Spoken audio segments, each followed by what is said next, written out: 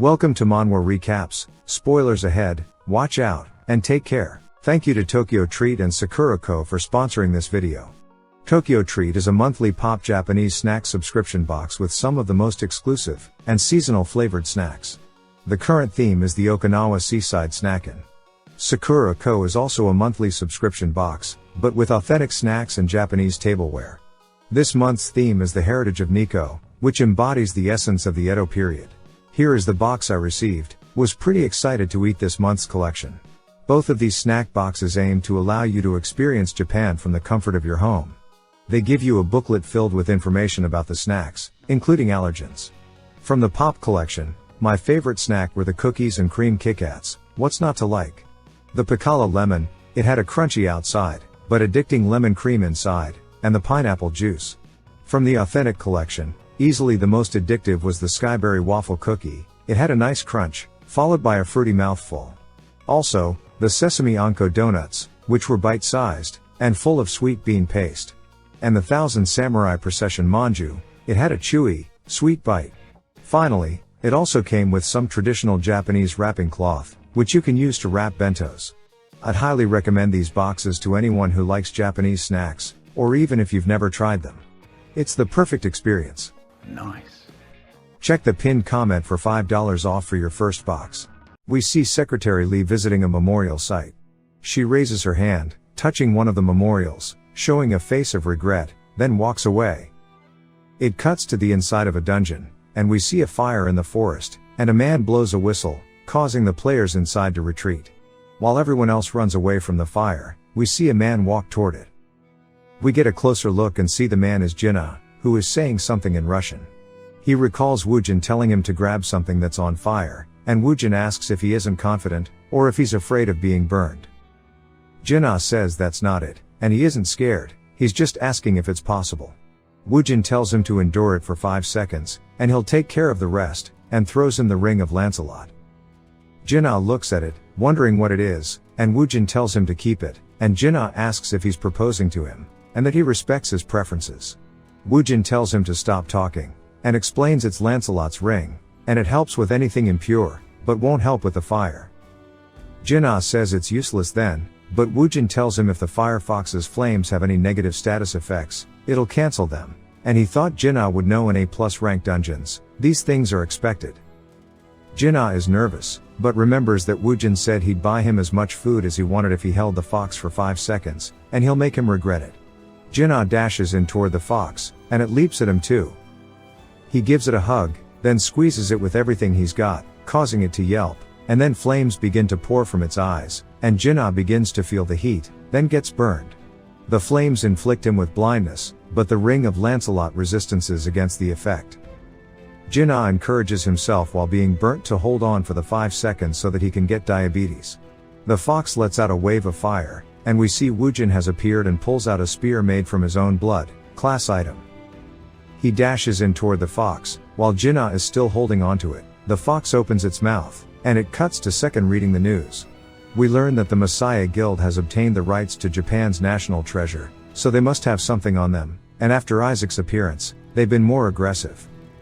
So it's reasonable to expect they've gotten other countries' treasures as well. Secretary Lee arrives at the office, and Second notices her feet are dirty.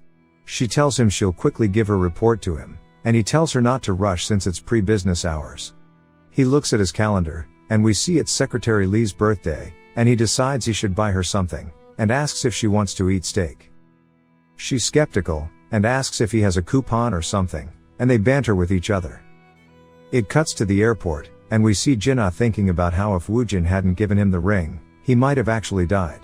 And he didn't think that the fox's flames would have any effects like that, yet Woojin again had planned it all, and he thought he got closer, but he still has a ways to go. Woojin tells him it's time to split up, and Jinna asks him about the promise they made. Woojin is confused, and Jinna mentions that he would buy him food for 5 seconds. Woojin pulls out some nerd voice and says it was only 4.9 seconds. Jinna barks at him, saying how dare he pull something like this over food. Jinna begins to walk after him, yelling that he's a con man, and Woojin just repeats 4.9. It cuts to Youngwon reading the news about Isaac clearing the Firefox dungeon, and he says that he thought he was messing around, but he's actually impressive. Then asks Woojin if he agrees. Woojin says yes. His secretary comes into the room telling him she has some news, but sees Woojin, saying she'll be back. Youngwon tells her it's fine, then asks what it is. She tells him that Georg, king of the undead, has joined the Messiah Guild. Youngwon says it seems like they beat them to it, and Woojin thinks about how it's much faster than his previous life, and wonders if it's because he killed Suzuki, so it might have sped things up. Now he'll have to change his plans after observing. Youngwon gets a little angry, saying he wanted to use Georg to pressure the Messiah Guild, and now he's a threat, so they need to find a new plan. Woojin asks him about Isaac Ivanov, and Youngwon says it would be great if he could get him to help, but he has no information on him, so it won't be easy. His secretary mentions that, according to rumors, Isaac frequents the black market to purchase the Skeleton Knight book. Youngwon says it's a rare skill, and thinks about him trying to get it, and he says things might be easier than he originally thought, and Woojin grins. It cuts to the Messiah Guild, with Shinhai telling Sejin that Suzuki is dead, along with all of his subordinates. Sejin asks about his workshop. She tells him that Kaesong has been demolished. Sejin asks her who it was that's done all of this. She begins to panic, saying that one of Youngwon's men was spotted using a fake identity, so she believes it was Youngwon's forces that made the first move. He asks how she's responding to this, and she says if he's asking about Youngwon, she's done something about it, because soon enough, his foolishness of trying to keep their guild in check will cause him to crumble. Additionally, in order to keep Isaac in check, they've recruited a player who has been expanding all over Europe. His nimbus is the emissary of the underworld, and his skill is the skeleton soldier. This allows him to make an endless army immediately, so regardless of his opponent's strength, they are helpless against an army. Some players have witnessed this, and have given him the title King of the Undead. His name is Johann Georg. He's been mentioned many times before. Shinhai says that instead of the mysterious Isaac, it's easier to handle Georg because he's straightforward with his goals. Even though Isaac's publicly said he's grateful to their guild, they've taken too many L's from him. So they'll get Georg to match him in mid. Sejin puts his hand on her shoulder, scaring her. He tells her that the greater their desire, the easier it is to handle them. She turns around to look at Sejin, and he says Jirog's title, saying he likes the name, and he'll give her one last chance. She looks down in fear. It cuts to Youngwon getting into his car. He begins to think about something, and his secretary notices, asking how the negotiations went with the Frontier Guild. He tells her it's not about that, and the guild has been wanting to enter the Korean market for a while, but their ego wouldn't allow them to do business with the Messiah Guild, so they chose Youngwon's instead. She tells him that cooperating with one of the top 5 guilds in the world is great for them, and asks what's bothering Youngwon. He says there's no such thing as free candy, because people who approach you with overwhelming goodwill, they are bound to be planning something, and if they are screwing with him, he will make sure to use their fame against them. He tells her to call Woojin to his headquarters, and it cuts to the next day. Woojin asks if he needs to work with the Frontier Guild now, and Youngwon says he won't be working with them, he just needs to receive their protection and level up safely. And that they'll be entering a dungeon in a few days, so go in with them. Woojin says okay, and leaves the building.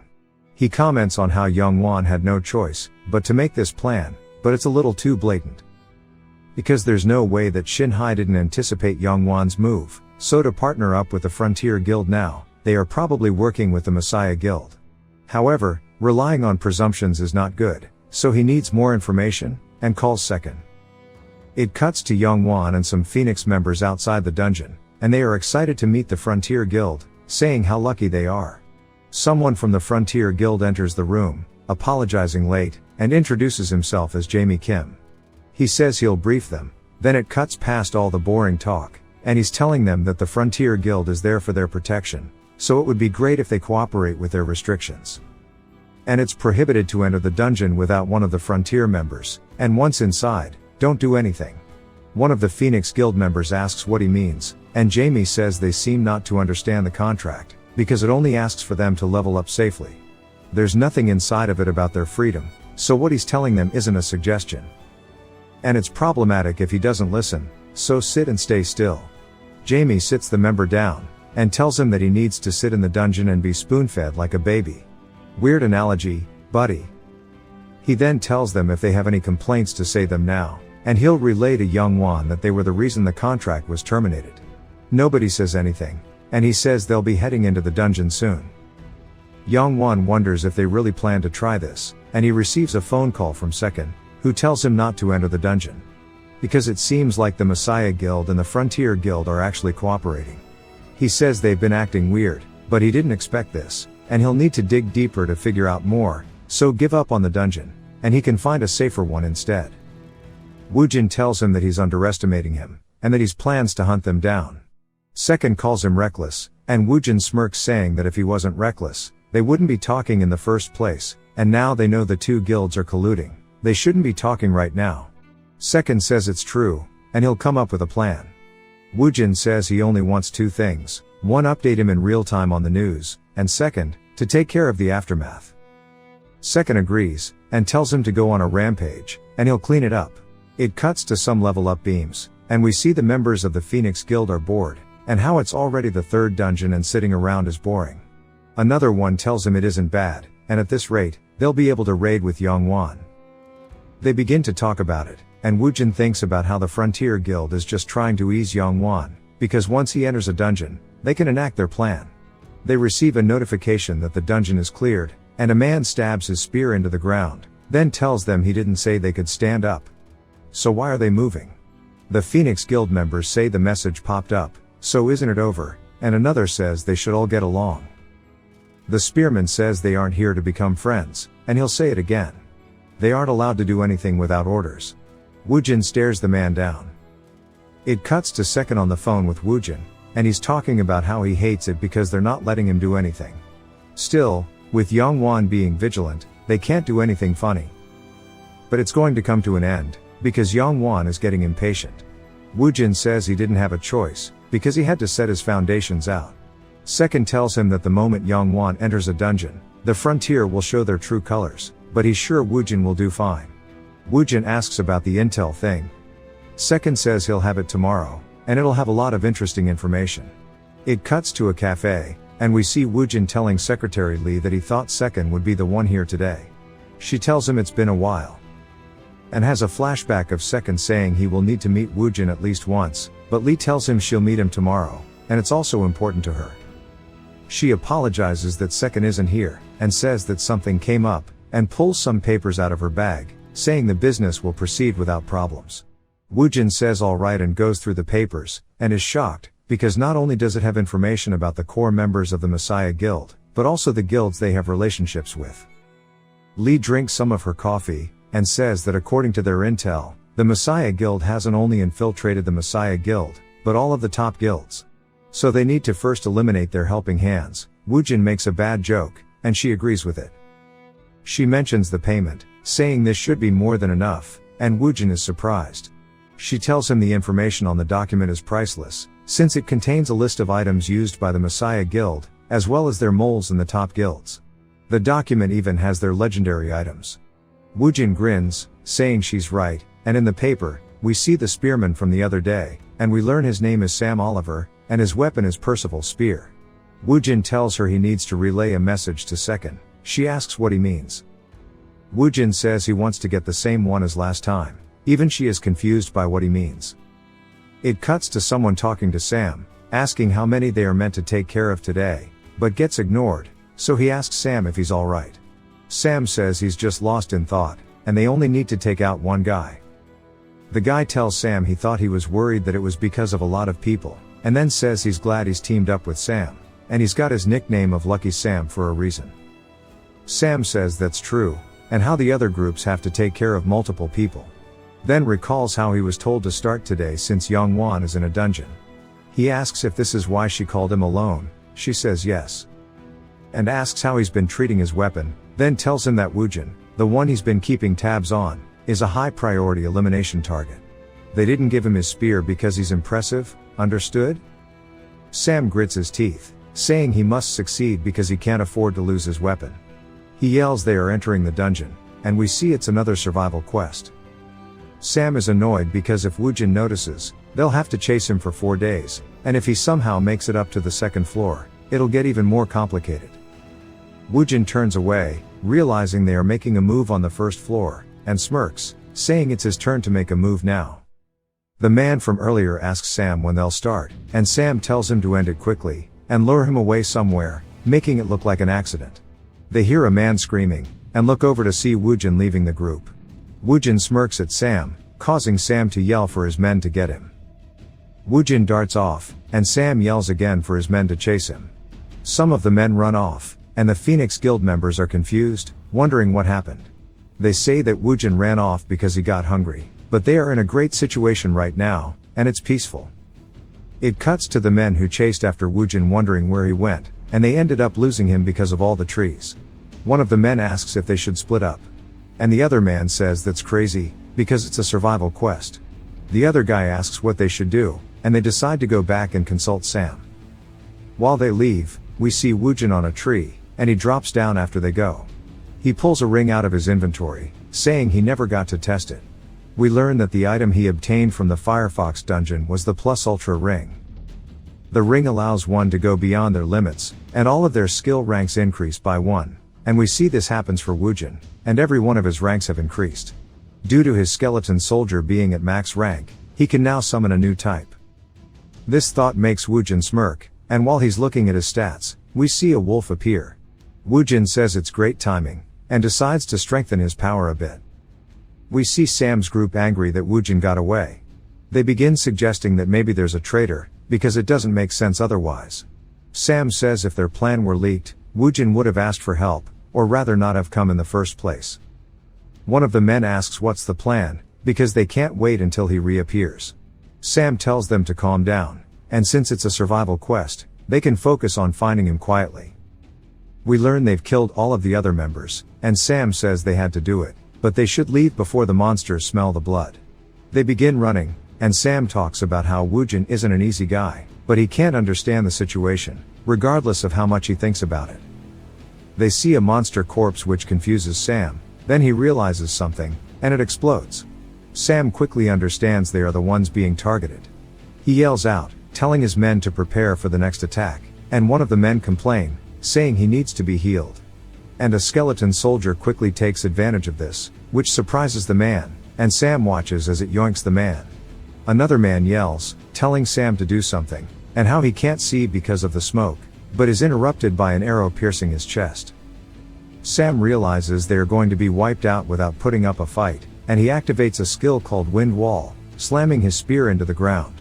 We see the fog begins to clear up. Sam quickly notices a skeleton soldier behind him, and it swipes down at him, but he dodges it, having his spear cut in half. He says he didn't want to use this here, and we see him open his inventory, and pull out Percival's spear. Woojin watches and comments on how he knows it well, since he fought someone else who wielded it. And due to its increased armor penetration effect, it cannot be blocked with unique grade armor, and wounds caused by it will have a hard time healing. Woojin begins to summon more soldiers, and Sam watches as all the ones around him start to evade backward. And then, a dog skeleton approaches him. Sam realizes the movement is too quick, and we see Skelly Dog running at him, and begins to pull a Bellamy and bounce around Sam. Sam watches as it gets closer and says, he has to wait for it to charge at him, and with his spear, one strike should be good enough. It begins to rush directly at him. We see his spear glowing with an ability called Final Blow, and he runs directly at the Skeledog. He thrusts at it, but the dog avoids it, and Sam watches it dodge, and wonders what the dog is doing. The Skeledog bites his arm, and begins to treat him like a chew toy. We see Woojin used his mask to control it. Woojin explains that despite having clowns and sharp teeth, the beast types aren't stronger than normal Skeleboys, and the human types can use weapons, which the beasts can't. However, due to the body structure of a human type, they are much slower than a beast type. The Skeledog is nibbling on Sam, and his spear is on the ground. He says he can't die here, and it won't matter if he loses his arm. He just needs his spear. As he reaches toward it, he watches as Woojin appears and grabs the spear, and he begins to say even if he has a strong weapon, it's useless if he can't land a hit. Woojin says that he doesn't know why he targeted him, but since it's come to this anymore, talking is useless. Sam begins to plead, saying he was just following orders, saying if he lets him live, he'll tell him everything he knows, and if he kills him, then he'll make an enemy of the Frontier Guild. Woojin smirks, and then it cuts to a man telling Madame Spell, Sam's boss, about a problem. She asks what it is, and he tells her she needs to see it herself. That all of their guards at the entrance have been eliminated, and the one who killed them is. It's interrupted by her watching the video and being nervous. We see some guards shooting into the dark, and Sam quickly comes out and kills the 2 guards. She wonders what's going on, and if she was too harsh on him. Then we hear Sam tell Woojin it's all done. Naomi begins to sweat, wondering why it was Woojin of all people, because if he betrayed her, knowing what's behind her, she's done for. So she needs to get rid of them herself. It cuts to a van, and we see Jinna telling Woojin he's done the cleanup, and Woojin replies, saying it's time to move on to the next step. Jinna says if he stirs up the Frontier Guild too much, it might be bad, so maybe be quiet for a bit. Woojin takes off his Sam mask, saying he will rest inside a dungeon, because there's no better place to hide. It cuts to a flashback of Woojin's conversation at the cafe with Secretary Lee, and we see he asked for a Sam face mask. The flashback ends, and Woojin says it's time for the next dungeon, and tells Jinna to prepare himself. Jinna barks, asking why he needs to do it, because he doesn't need to hide. Woojin calls Second, asking about the Frontier Guild. Second tells him they haven't moved yet, and it seems that Naomi is trying to do it by herself. Woojin says in that case, they can't say the entire guild is related to this. Sakan says, but since it's Naomi's spell, she's likely to be the informant of the Messiah Guild. Woojin thinks about it seems as if the Messiah Guild haven't gotten deep into the Frontier Guild, because the only executive in Sam's memory was Naomi. Second says that since Sam betrayed them, things already went wrong, and Naomi will try to settle it before Yongwon appears. And if Yongwon finds out, it'll be bad for her, so make sure to spend a lot of time in a dungeon, and he'll get Naomi to take the bait. Woojin says that was his plan, and Second asks if he had a dungeon in mind. Woojin tells him that it's a dungeon in Taiwan, named the Frozen Forest of Violence. Second is shocked, and wonders why that one, because it has 23 failed attempts. Jinna thinks that Woojin is mental. Second continues and says even the Messiah Guild has failed it 4 times, and asks if he knows this. Woojin says he does, and even before he traveled to the end, it was not cleared until the end, and the last he remembered the failed attempts were 43. We learn that monsters have flooded through the gate, which caused most of Taiwan's territory to be filled with monsters, and there's a level limit for the dungeon, so even Sejin couldn't do anything. The cap is level 60, and he won't be able to clear it if he goes above the cap, and even if there's something in the dungeon that could help in the war against the Messiah Guild, he'd pass by it. So to deal with them, the information he knows now isn't enough. Second tells him that even if he tried to stop him, he'd still get in somehow. Jinna tells him not to give up, and Second agrees that they should do it, and Jinna has an existential crisis. Second asks Woojin his odds, and he tells him less than 10%. Second thinks he meant the odds of failing, and tells him 10% is more than enough. Jinna realizes what he really means, and as Woojin keeps talking, his soul leaves his body. Rip Jinna. Second tells him if he uses Isaac's name, it'll be easy, and asks if he needs anything else. Woojin asks about using public opinion, so they can get support from the Messiah Guild, because they shouldn't do it for free. We see on some newspapers that Isaac's publicly announced he'd attack it, and that he's requesting support from the Messiah Guild. People begin to discuss if they'll help him or not, and we see some people from all over the world reading the article, saying they can't miss this opportunity. The Messiah Guild make a public announcement, saying they'll help.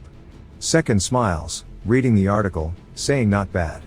Jinna asks what he means by not bad, because what will they do with just one unique item? They should give them some legendaries too. Second says it's not something to be considered simple. And if things work out, the Messiah Guild will have to give expensive items to keep their pride. But most importantly, a cutoff has been made.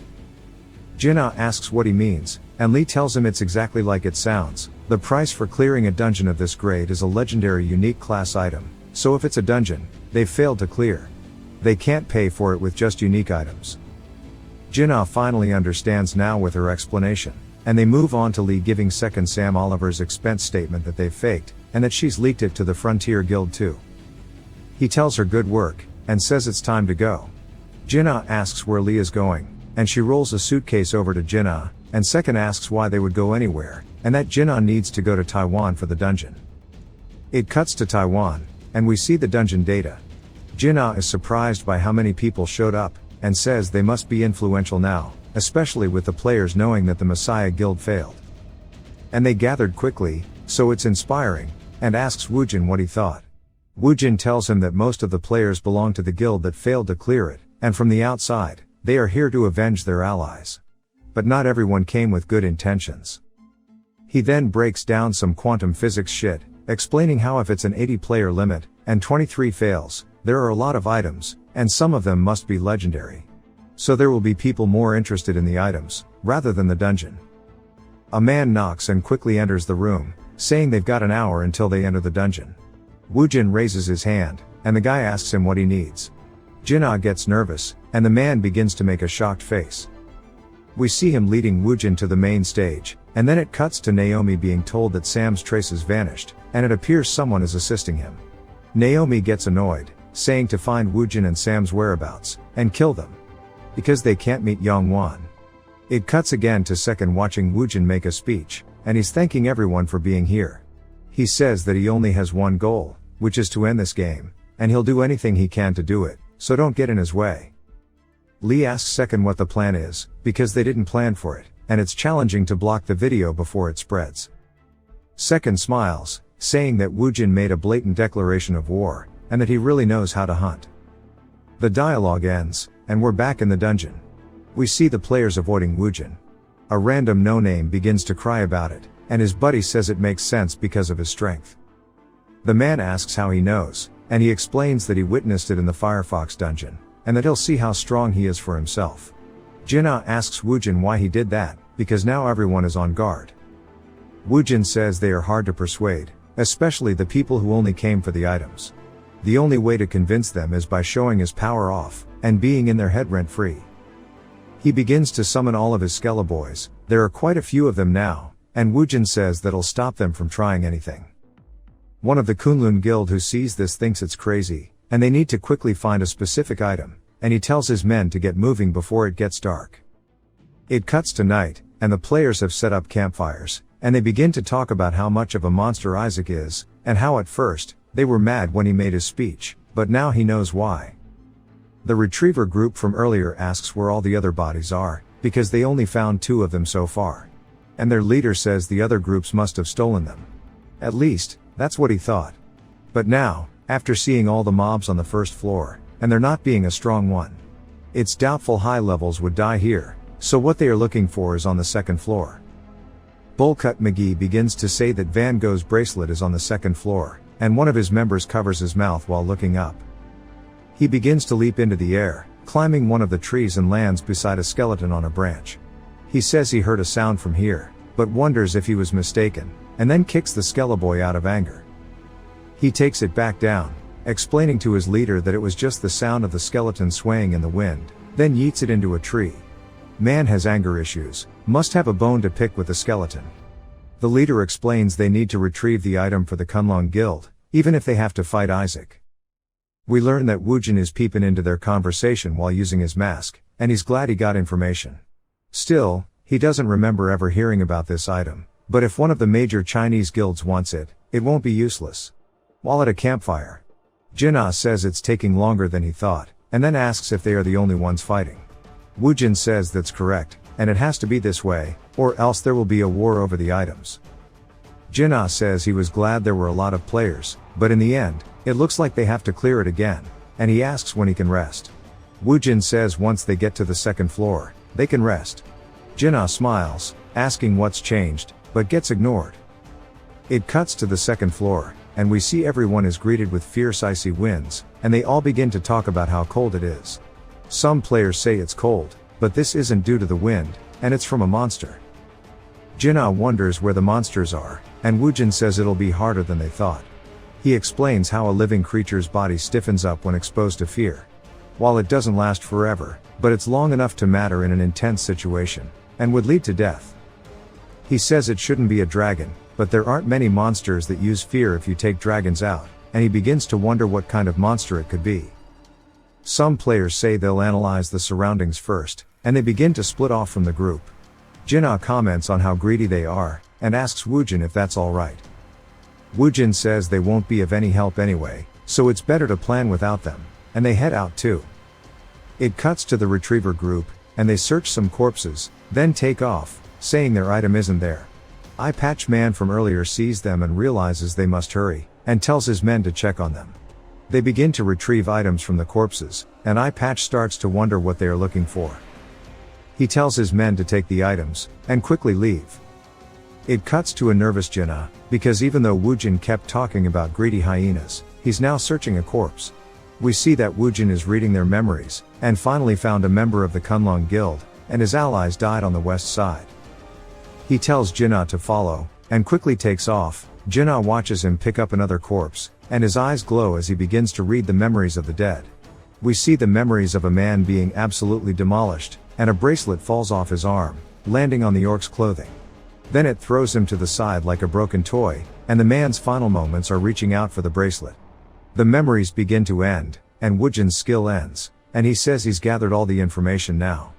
Jinna says regardless of how good the item is, he shouldn't mistreat the deceased, and he's been tolerating it, but won't anymore.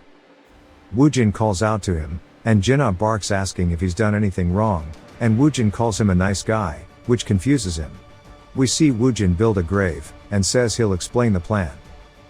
He begins to summon a skeleton, and we see the Skeledog appear before him. Jinna asks if he can ride the Skeledog, and Woojin says of course. Jinna hops atop it and saying it feels great, and asks when he prepared it as Woojin opens his inventory. Jinna says he thought he could only summon human types, and Woojin hands Percival's spear. Jinna says he hopes the plan isn't that he's going to involve him taking the spear and just rushing at the boss monster. Right?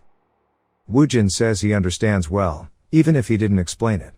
Jinna rides away, looking sad. It cuts to the Kunlun Guild, and we see one of them saying there's something strange, and it's the grave Woojin made earlier. One of them says it's weird, and asks if they should dig it up, and the leader says no, and to leave it, and they Naruto vanish. It cuts back to the boys, and Jinna is being informed that the final boss is an ogre, and Jinna is saying it's not going to be easy, since the leather is thick. Woojin says it's worse because it's become a hunter. Jinna asks what he means, and Woojin explains that uncleared dungeons are refilled with monsters. However, the monsters that survive become stronger and smarter. So monsters that survive through repeated battles aren't common, but there are exceptions, like boss monsters. As long as the dungeon isn't cleared, the boss monster will get stronger each time. And it's probably noticed players keep gathering around the dead bodies, so it's been using them as bait, and it's survived 23 times. Jinna asks if he's sure it's an ogre, because it has such a powerful fear, and asks how he can be confident, when he hasn't encountered it yet. Woojin says he's been collecting info until now, and Jinna says he thought he was just stealing items. And Jinna is confused because he doesn't know about Woojin's skill. It cuts to some players being happy about all the player corpses, and Eye Patch Man is anxious as they all run to the corpses. He realizes something isn't right, because of their bodies all being together like this, and if it were the Kunlun Guild, the items would be gone. He begins to pull a Detective Conan, and understands, but when he goes to warn the players that it's a trap, the fear begins to overwhelm them, stopping their movement. And one of the players turns around to see one of his allies ripped apart on the floor, and two more just get sent flying. He turns around to see an ogre swinging its club, and then gets turned into a human pancake. Eye Patch Man dashes in, and slices the ogre, but makes a goofy face when he realizes that his sword broke from the attack. And then he gets overwhelmed by fear, saying he can't die like this. It cuts to the boys arriving, only to watch the ogre drink Eye Patch Man like a Capri Sun, then spit his body out. Woojin tells him the plan will continue, and Jinna is angry about it, but says screw it and rushes in on the new whip, charging straight at the ogre. The ogre turns around and sees Jinna getting closer, then releases his fear. It begins to eliminate all around him, and Jinna rides straight into it and gets afflicted by it. But Lancelot's ring negates it, and he's happy to have it. He's glad it's going well, but the dog starts moving weirdly, and he wonders why it's acting like this. It begins to run straight into him. Jinna says it's too close, and then gets pulled in at Mach 4 and dashes past the ogre, and straight into the wall, bouncing off of it. He flies over the ogre, and lands on a rock behind it. Woojin talks through the dog, and tells him to hold on tight. Jinna says that was dangerous, and asks if he's trying to kill him, and they go straight back in. They land on the ogre's back, and Jinna stabs through its shoulder, comparing it to pudding, and we see the ogre's Regen has been weakened. Jinna realizes it's going to take a while, and asks when the Skeleborgs are gonna arrive. Woojin tells him to make 10 more attacks like this, and he'll take care of it after. We see the boys are dripped out behind Woojin, and even have blood weapons. It cuts back to the retriever group, and they are feeling the boss's fear from far away, and they wonder if it's being attacked. Due to this, the leader says they need to hurry. His members tell him they've found it, and we see a skeleton with the secret armor that tells them the treasure is in the west. This confuses the leader, and then he understands it's the grave he ignored. It cuts back to Big Chungus, and we see that he's been turned into a porcupine by the Skeleborgs. The blood poison has infected the ogre, and Jinna is surprised by Percival's spear, due to how easily it pierced the skin. Jinna tells Woojin that with the spear, and his blood poison, no dungeon will be an issue, and Woojin says if they were only 2 floored dungeons. But the 3 floored ones are much harder, and this won't be enough, especially not enough for Sejin, and he needs to get stronger. We see a notification that the ogre has died, and for being the first to clear the dungeon, Woojin gets a skill from this. The skill allows Woojin to turn a target into a berserker. Jinna gets jealous and asks what his Nimbus is doing, saying he did all the word, and that's its discrimination. While he's yelling, we see Woojin gets atop the ogre, and takes the bracelet off of it. It cuts to the outside of the dungeon, and people are cheering for Isaac. The Kunlun Guild is wondering what to do since they couldn't get the bracelet, and the leader says they have no choice but to report it. They begin to discuss how they found themselves in a terrible situation, and that they often leave clues in a secret language for their brothers that come in after. Hence, if you don't know the language, it's almost impossible to find the bracelet. Still, if someone was lucky enough to find it, he really hopes it wasn't Isaac. We see Woojin looking at the bracelet, and he's happy that he found it, and says it was worthwhile to enter one last time before going to the 3-floored dungeon. Woojin explains that the maximum number of accessories a player can use is 5, 1 necklace, 2 rings and 2 bracelets. Even if you wear more, only one of the effects is applied, but if it's Van Gogh's bracelet, it allows you to receive all the ring effects worn on that hand, and the downside is that the items cannot be unequipped, and players usually swap rings based on the dungeons. So he'll need to carefully plan what he'll wear. Jinna asks what he's thinking about so seriously. Woojin goes to reply, but gets interrupted by a phone call. Second asks Woojin if he's good to come back immediately, and Woojin asks why. Second tells him that Yongwon just came back, and Taiwan and Korea are in havoc right now, and that it'll help change the reputation of Yongwon. Woojin says alright, and they'll move right away.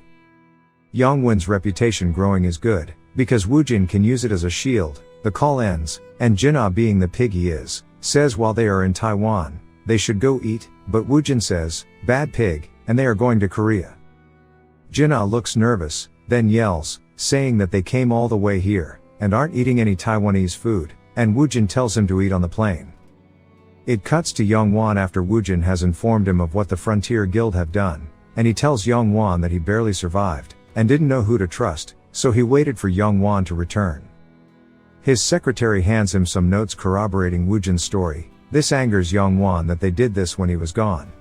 Woojin asks him what the plan is now.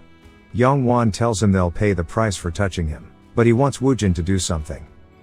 His secretary puts a suitcase on the table for Woojin, and it cuts to Second smiling, and Jinna asks who's got him smiling like that.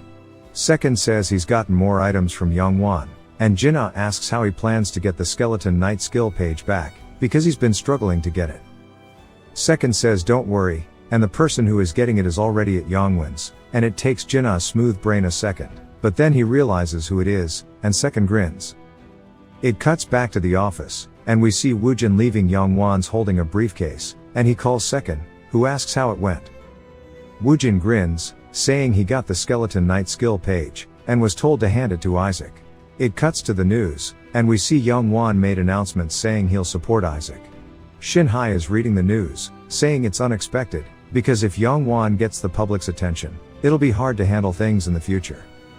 She tells Naomi she should take responsibility, and Naomi is clearly nervous about it all. It cuts again to Yongwon's office, and his secretary is on the phone with Woojin, saying she'll talk with the boss first, and thanks him for his effort. Yongwon asks if it was Woojin, and she tells him yes, and that he's finished delivering the skill to Isaac, and he's asking about what his next move is. Yongwon compliments him, and says that due to his hard work, He'll let him debut in a 3-floor dungeon. AC rank 1 should be fine, so send him people in with him and provide support, and that he needs to show something to grab his attention. It cuts to some Phoenix Guild members, talking about Woojin, saying he's probably weak, just like his name. One of them says that he's strong, and he's cleared some difficult dungeons. We learn one of them is named Young Yeonhong, and she's still mocking Woojin, saying if he was strong, Yongwon wouldn't have sent them to escort him, then stomps the ground for some reason. She barks, saying that since Yongwon became the guild master, he's shifted too much into politics, so she's been thinking about transferring to the Messiah Guild, and she asks what Woojin's nimbus is, and his skills. One of the men tells her the name, and that his skill is poison blood. He also mentions that since blood poison can affect allies, he's been moving solo. Yeonhong asks if he can summon Skeleboys like Isaac, and another man says that nobody has seen him use a skill besides poison blood. She calls Woojin annoying, and says he'll be a burden. She then asks when he's arriving, and we see his beautiful Bugatti pull up. One of the men tells her he's here, and she turns around and is in absolute awe at his beautiful car. It turns out she admires the fact he's using an old car, and gives him a thumbs up.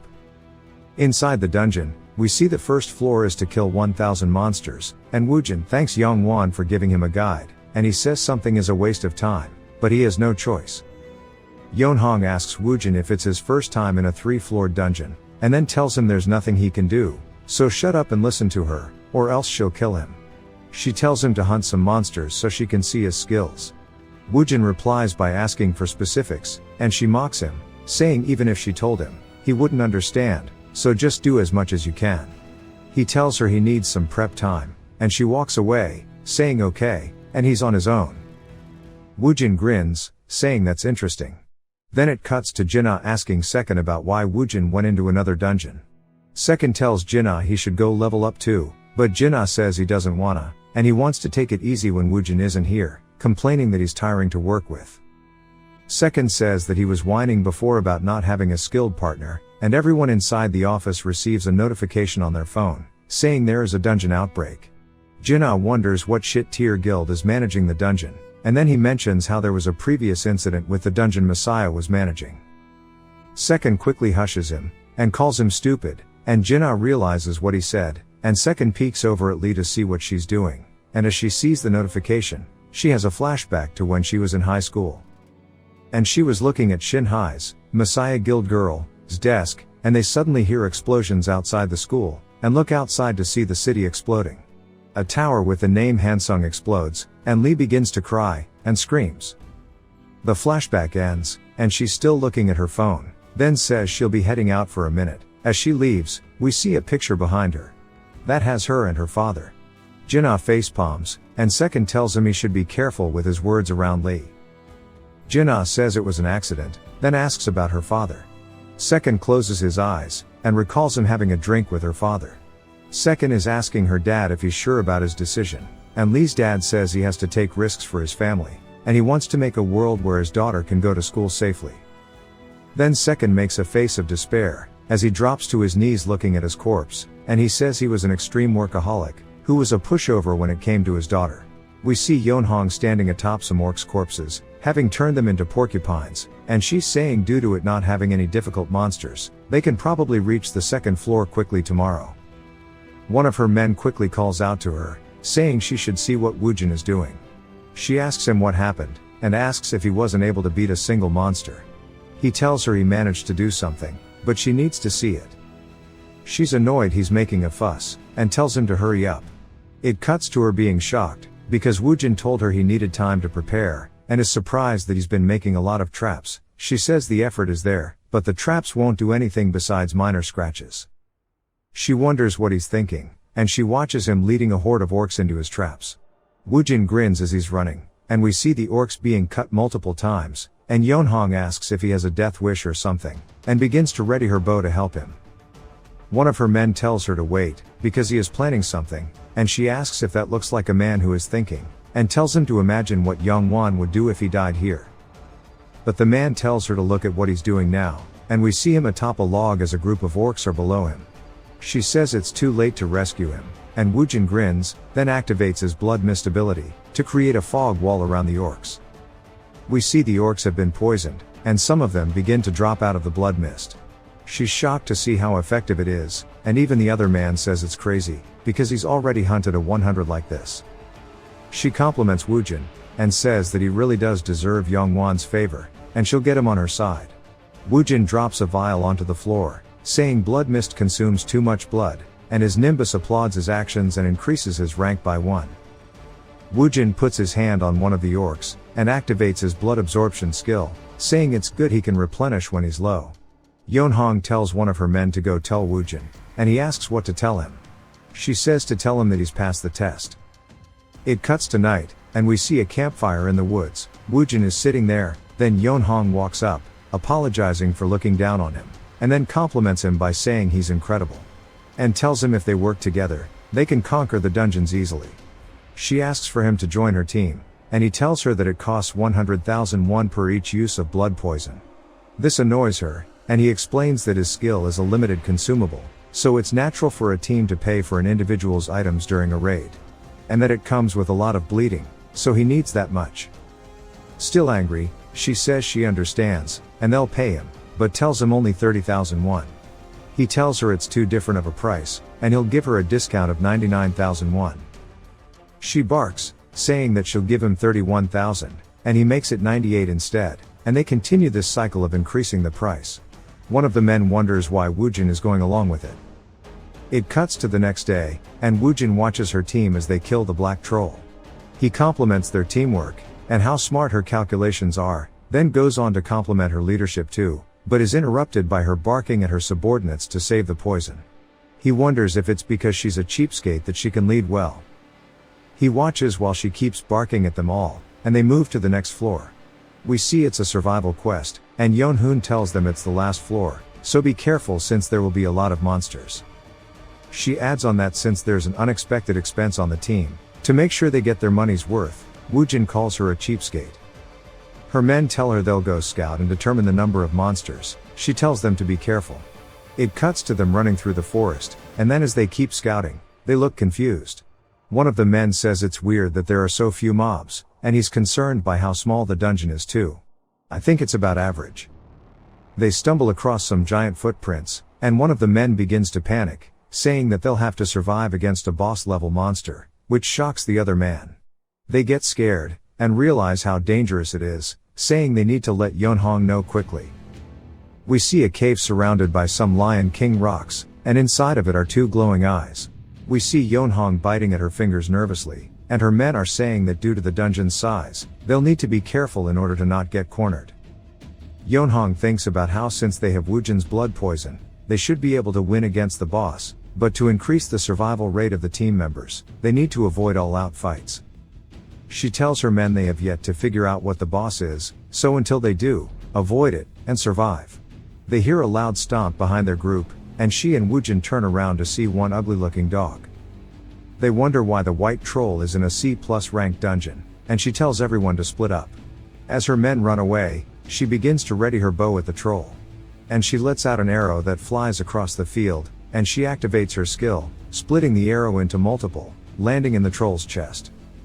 She says no matter how strong his Regan is, if it's Woojin's poison, it'll buy them time. But she watches as the arrows just get pushed out of his chest, and he begins sprinting at her. She wonders if the amount of poison was too little, and wonders if it spread or not. Woojin watches from atop a tree, and he compliments her for acting like a leader, and wonders if he should interfere. Because this is a place where he needs to show Yonghwan all of his worth. It cuts to later in the day, and we see Yonhong blowing a whistle to get everyone's attention, asking if they are alright. She's glad they are all okay, and asks where Woojin is. He asks her what she needs, and she asks him if it's possible to get more poison. He says yes, but he has a condition, so follow him for a minute. She tells him not to bargain with her, and as they talk, the other members of the group wonder what they are saying. We see she makes a shocked face, and he tells her that he understands it's a difficult decision to make since all of their lives are at stake, so even if she ignores his strategy, he'll still help her. But at this rate, there will be more than 4 casualties regardless of what they do. He begins to form an arrowhead from his blood using his ability, and he shows it to her, saying it's more effective than an arrowhead using blood poison. She calls him a bastard, and tells him he'll be dead to her if anyone dies. She tells her men it's time for a strategy meeting. We see 2 of the tanks in nice armor, and then they were told to take off so their mobility is increased. The troll starts to get closer from the forest, and they begin taunting the troll. It follows after them as they lure it away, and the orc sees something to his side, then gets caught in a blaze from some mages using the flame skill. They quickly run before it sees them. Woojin tells Yeonhong to get ready, and she recalls him telling her to use a flame attack, even though it has resistance to it, since they'll block his vision with it. Because all they need is for the others to leave a scratch on the troll's body. She sees her chance and fires an arrow which hits the troll where one of her men attacked, and it lands straight into the wound. The troll has now been poisoned, and she's happy about it. Woojin compliments her skills. He explains that when the arrowhead hit the wound, it melted and got absorbed into the troll's body, so the poison can't be stopped. We see they all repeat the plan again. The tanks taunt, mages cast fire, and the swordsmen attack it. Woojin says that by the time the smooth-brained troll realizes the pattern is being repeated, it'll be too late. We see the troll falls backward, landing onto the floor. A status message appears saying he's gained an achievement. The men celebrate, and Yong-hoon is surprised it was without casualties. Woojin smiles, watching them celebrate, and he's gained more authority now. Yeonhong asks what he's meant to be, and he tells her they'll talk once they leave. He also tells her she used his poison 217 times, so she'll pay for it, right? She makes a normal face, and it cuts to Youngwon talking with Naomi, who is asking for compensation. He tells her he'll hear her out. Yeonhong is holding a press conference, and one of the reporters asks about the appearance of the white troll, and how they all survived. She says it's because the members all did their best, and that it would have been impossible to do without Woojin's skill. Another reporter asks if they defeated it just by using the poison skill, and ask who Woojin is. We see some new articles about Woojin being the ace of the Phoenix Guild. It cuts to Woojin talking on the phone with Second, who informs him that he's leaked to Yongwon's side that Isaac wants to clear a dungeon named Dead Forest, but they'll need to wait and see what happens with it. Then he asks how Woojin will be going into a dungeon in America in disguise, because even the Messiah Guild has only made it to American dungeons a few times. Since they don't need anyone's help due to their number of skilled players, the fact they asked for Isaac means it's really difficult. Woojin says he knows, and he watches Naomi spell leaving Yongwon's. Second keeps talking about how the Frontier Guild will surely accept it, and he's not sure their allies will accept it. Woojin asks if he means the Great One Guild, weird name. Woojin says he doesn't know how they'll react, but he's sure they'll accept Isaac. Yongwon lays down a dungeon report on his desk, asking his secretary if she's certain about the report. She says she's confirmed with all of the players that it's accurate. And that while Yeonhong was the commander, it was all Woojin's strategy that allowed them to hunt it. He's surprised that Yeonhong agreed to follow, and his secretary says it's more surprising that she paid an extra expense to Woojin for him using his blood. Yongwon smiles, saying he knew Woojin wasn't an ordinary guy, but he didn't expect him to be this good. He wonders if he should have taken him earlier, and he says he should treat him properly now. He asks her where Woojin is, and she tells him he's just arrived, and he knocks on the door. It cuts to the Great One Guild, GOG, having a meeting about Isaac wanting to clear the Dead Forest. And we see their master is named Carrie Rona, and she asks their thoughts. One of them says they can't trust a stranger, when even they failed. Another man says he's not sure what the Frontier Guild said, and the government is asking for their thoughts, and he says no. Because the government keeps rejecting their proposal of re-clearing it. Carrie asks why everyone is so worked up, and tells them the reason the government didn't allow re-clears isn't because they doubt their abilities, but because they are concerned about the damage their guild would suffer. But now it's better since they can use this as an excuse to get the government's approval, and they should increase the scale, and regardless of where people are from, let them join. They ask what she means by that, and she says they'll set a prize to captivate everyone, something like King Arthur's ring. They begin yelling at her, saying she can't. She tells them to calm down, because she didn't say it would be for free. It cuts to Woojin being handed a skill, and Jinna says Second told him to give it to him, since it suited him well, and even when Jinna told him he didn't need it because he stores the Skelleboys in a book, it's useless. Woojin tells him it'll come in handy, and to thank him on his behalf.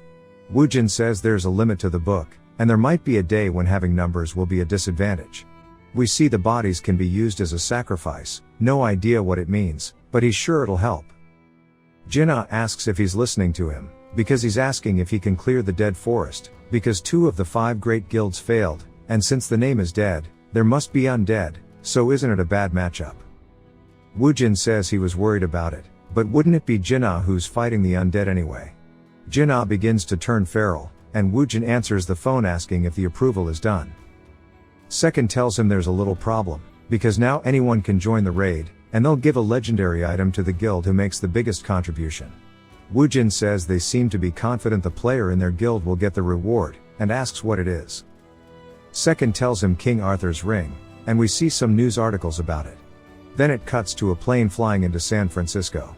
Inside the Russian guild's waiting room, Jinna is, of course, pigging out, telling Woojin it seems like the GOG really wants them here.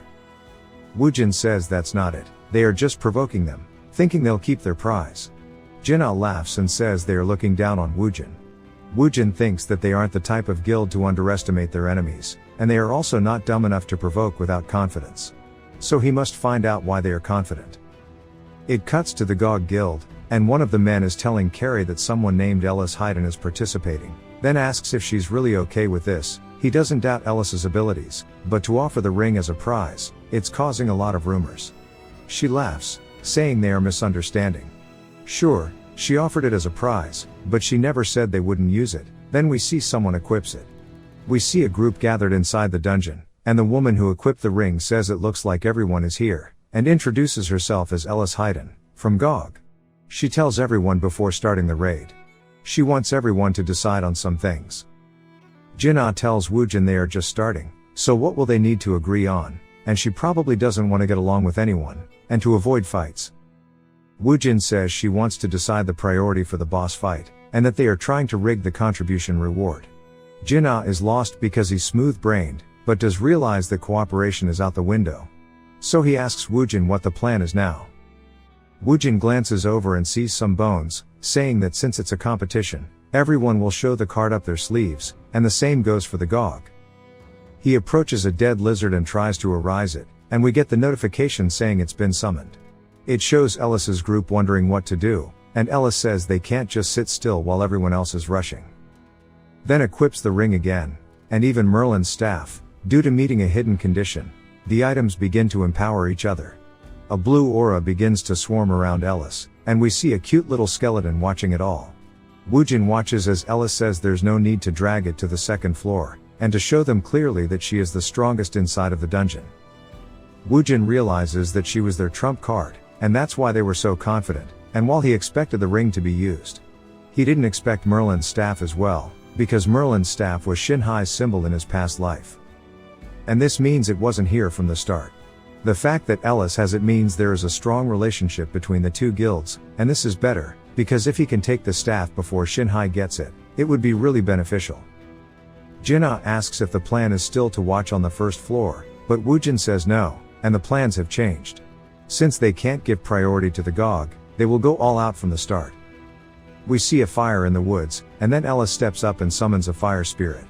We see a group of fire spirits fly from her, and begin to attack some orcs, and then the flames spread rapidly throughout the forest. A man behind Ellis is surprised by her power, and says they'll be able to clear higher dungeons easily, but he notices a skeleton appear, and is shocked to see Isaac. Isaac nods at them, and Ellis is surprised because they were in the lead, but now he's caught up. We see Woojin activate his skill to summon soldiers, and the soldiers are from the mobs that Ellis hunted. One of the men bark about it, but Ellis tells him it's fine, because there's no need to fall for the provocation, then asks about the mob count.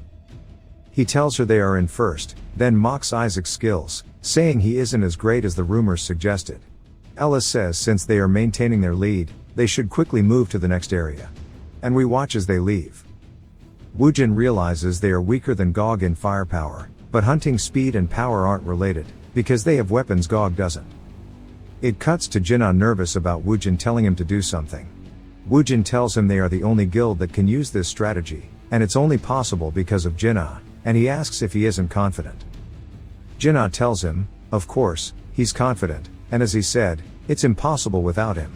And in return, he will need to treat him to a meal after this. Woojin smirks, saying this will increase his hunting speed.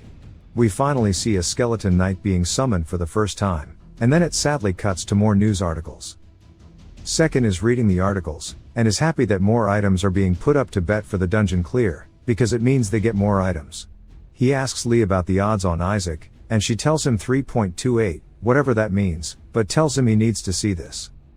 She tells him that the GOG Guild revealed what items Ellis is wearing, and how they gave her Merlin's staff, and Arthur's ring. He wonders why they gave it to her, then realizes there is a set effect from the items. Second tells her to quickly change his order, and she tells him it's too late.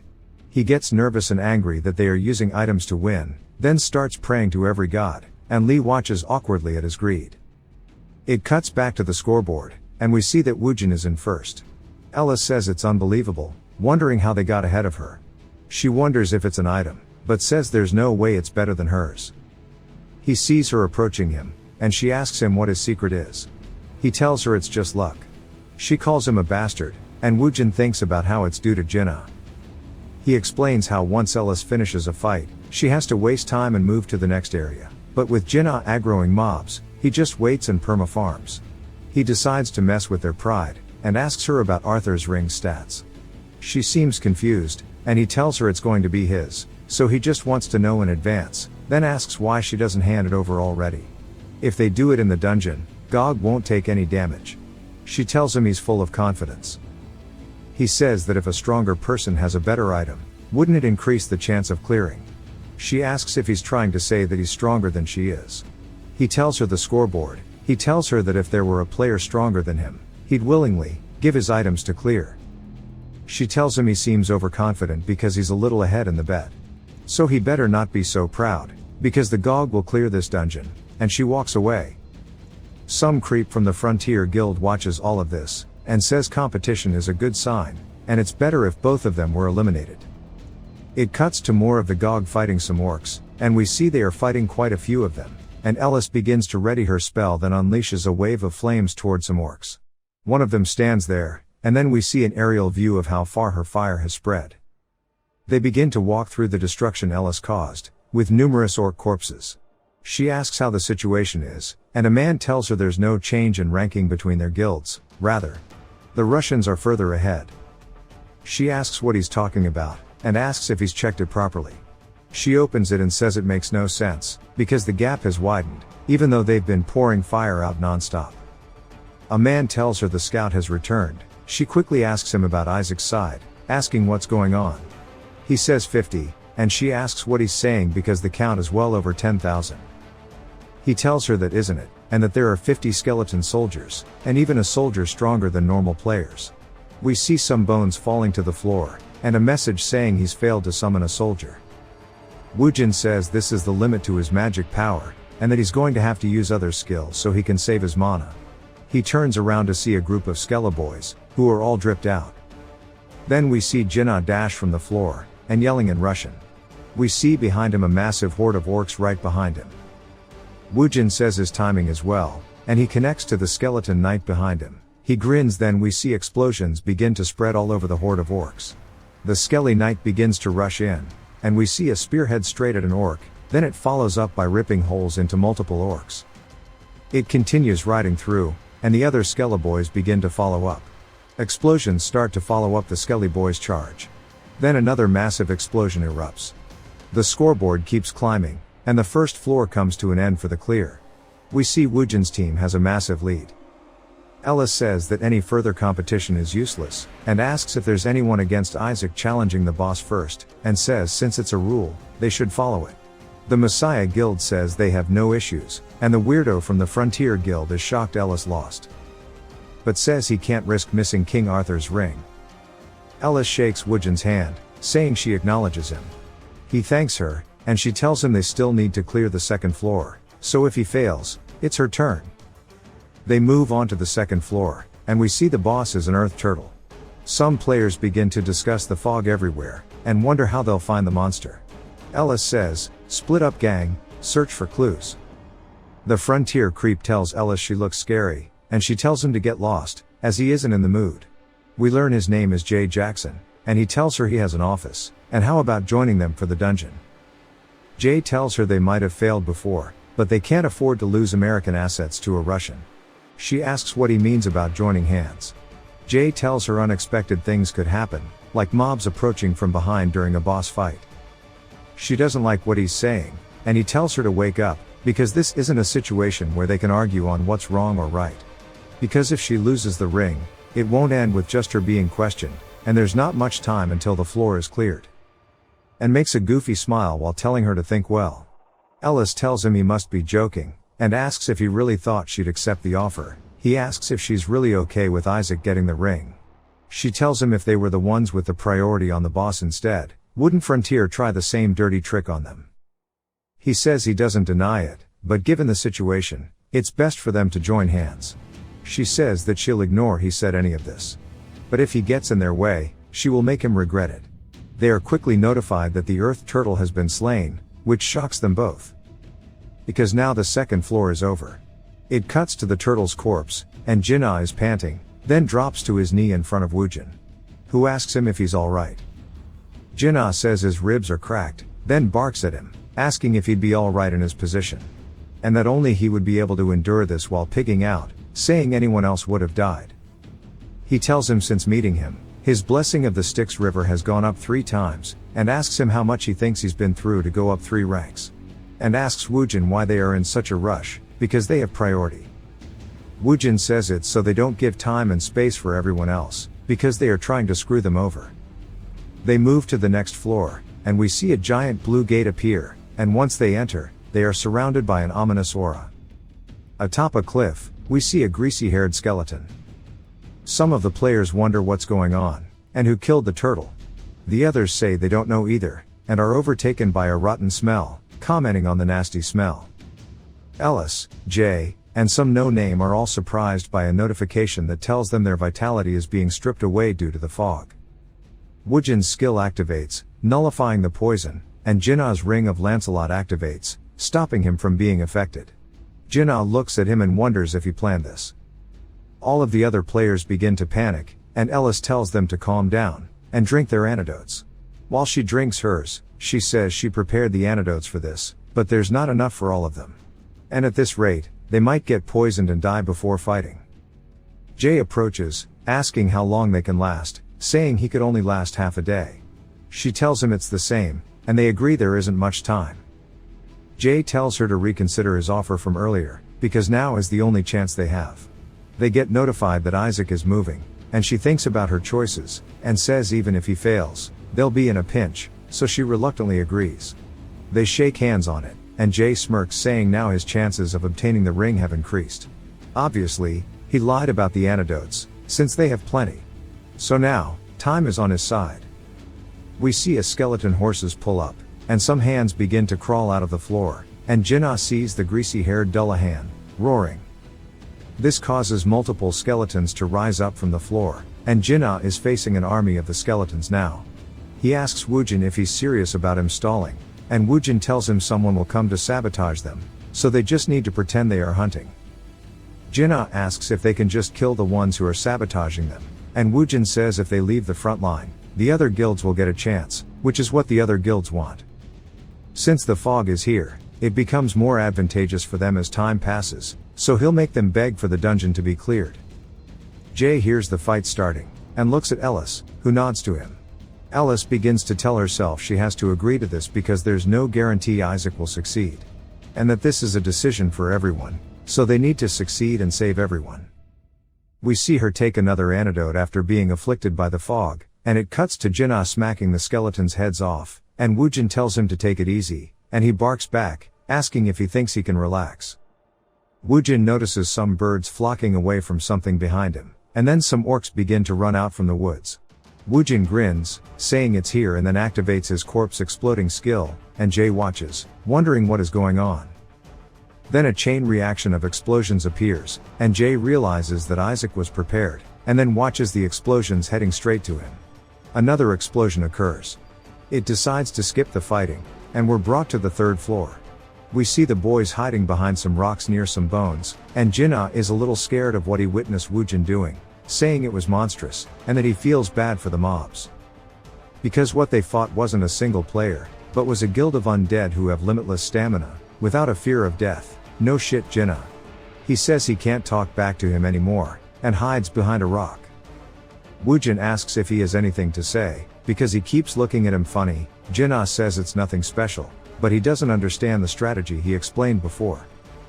Woojin calls him a smooth brain, and says he just needs to attack the wings and leave the rest to him. Jinna says he understands that's to stop it from flying. Woojin says if he knows that, then why is he confused? Jinna asks about what he meant about not overdoing it while it's on the ground.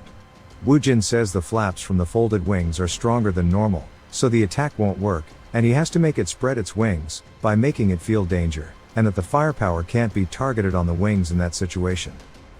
Jinna asks if he wants him to sit on its back until the chance comes, and Woojin notices something, then quickly hushes the piggy.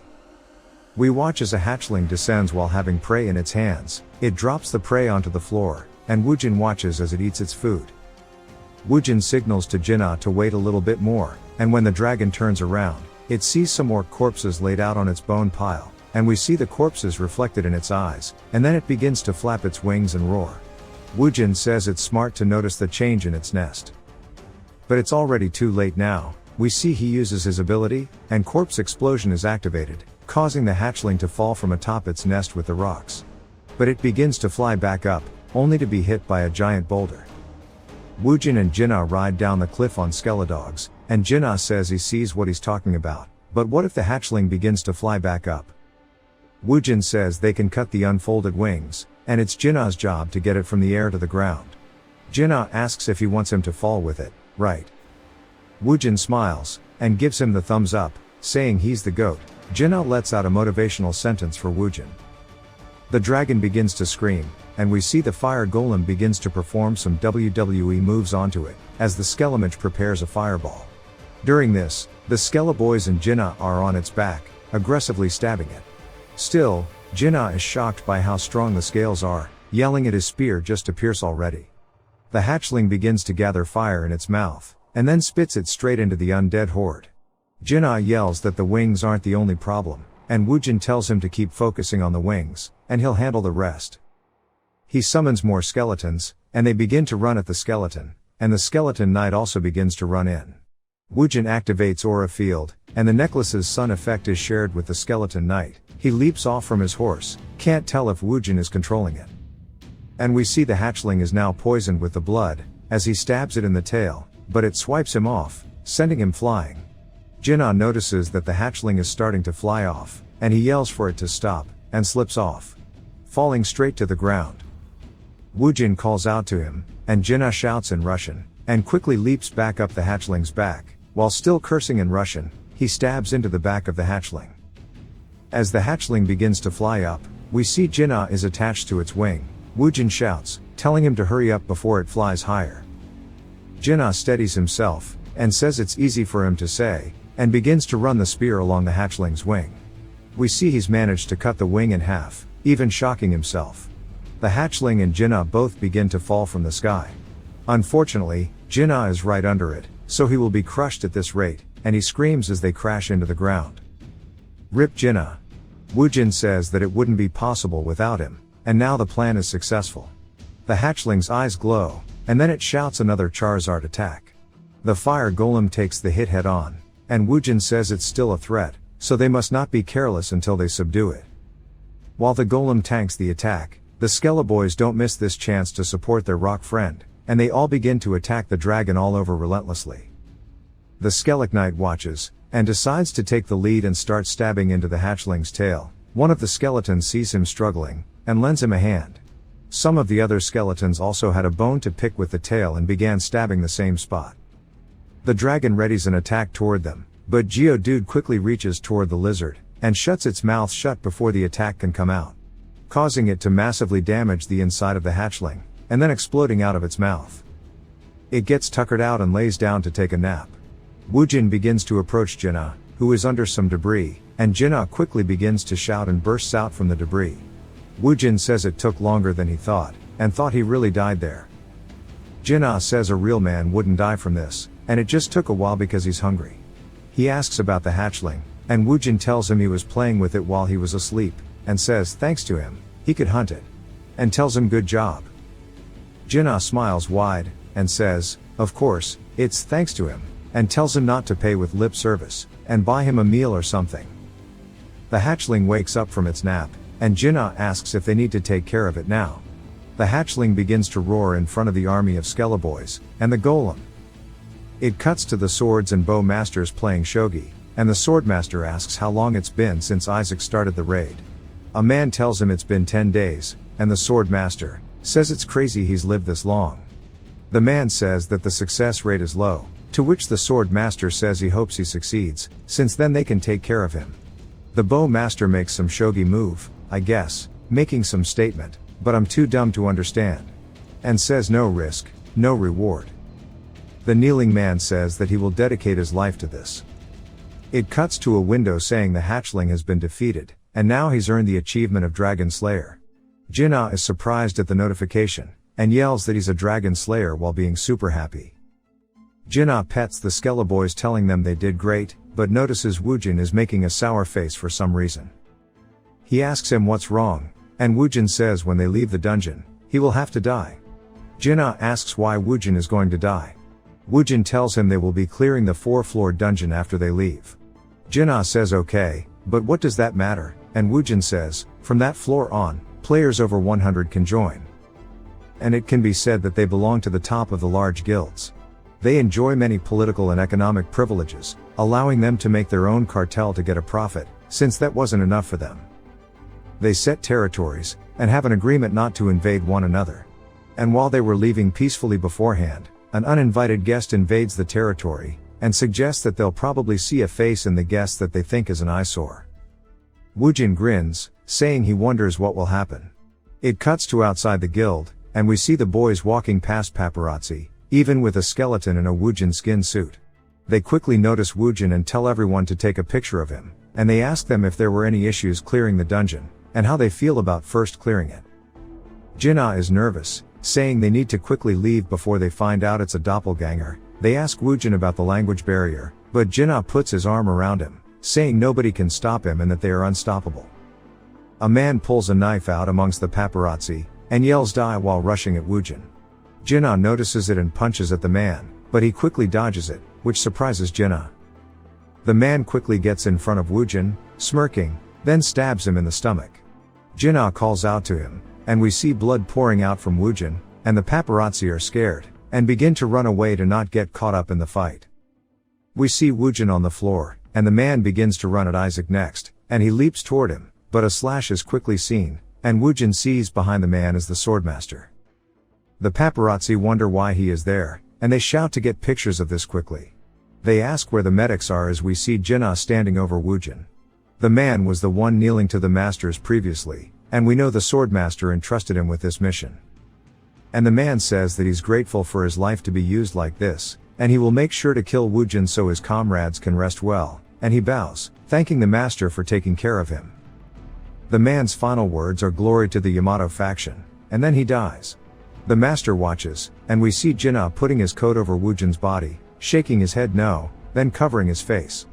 The sword master tells Isaac he came here to celebrate the success on behalf of his country, but it's a shame what happened.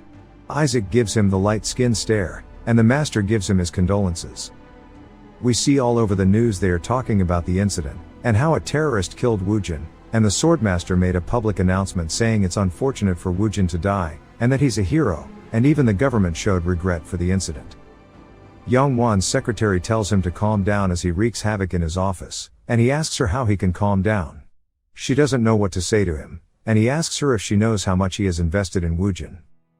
And says how dare they touch one of his men, then punches his desk, because he got jungle diffed. He tells his secretary they need to find out who did this, then says it's not enough, and they need to be brought in front of him. It cuts to a sushi restaurant, and the swordmaster is treating Jinnah and Isaac, and he apologizes for their comrade. Jinnah is resisting temptation, and the swordmaster says he wishes he arrived sooner. Woojin doesn't say anything, and the master follows up by saying it would not have happened. Woojin replies in Russian, saying it's fine, and it was bound to happen. We see a lady interpreting the message to the master. He smirks, saying they are on the same wavelength, saying they are similar. He tells them he prepared the best alcohol, so drink it up. He keeps talking about how he feels sorry for the dead, and Jinnah is getting annoyed he won't shut up. He slams his fist onto the table, saying he isn't going to listen to this anymore, and barks at the master for talking about his dead comrade, and he storms out, saying he isn't listening to this anymore, and how if Woojin saw this he'd roll over in his grave. He tells Isaac he misunderstood him, and he'll be going, so do whatever you want, then slams the door. The translator is shocked, then quickly tells the master what was said. Isaac puts the cup down and says the meal is over now, and thanks him for the meal and the dungeon suggestion, saying he'll look at it soon. The master says it's unfortunate their conversation ended like this. He asks if he will really be able to clear the 4-floor dungeon alone.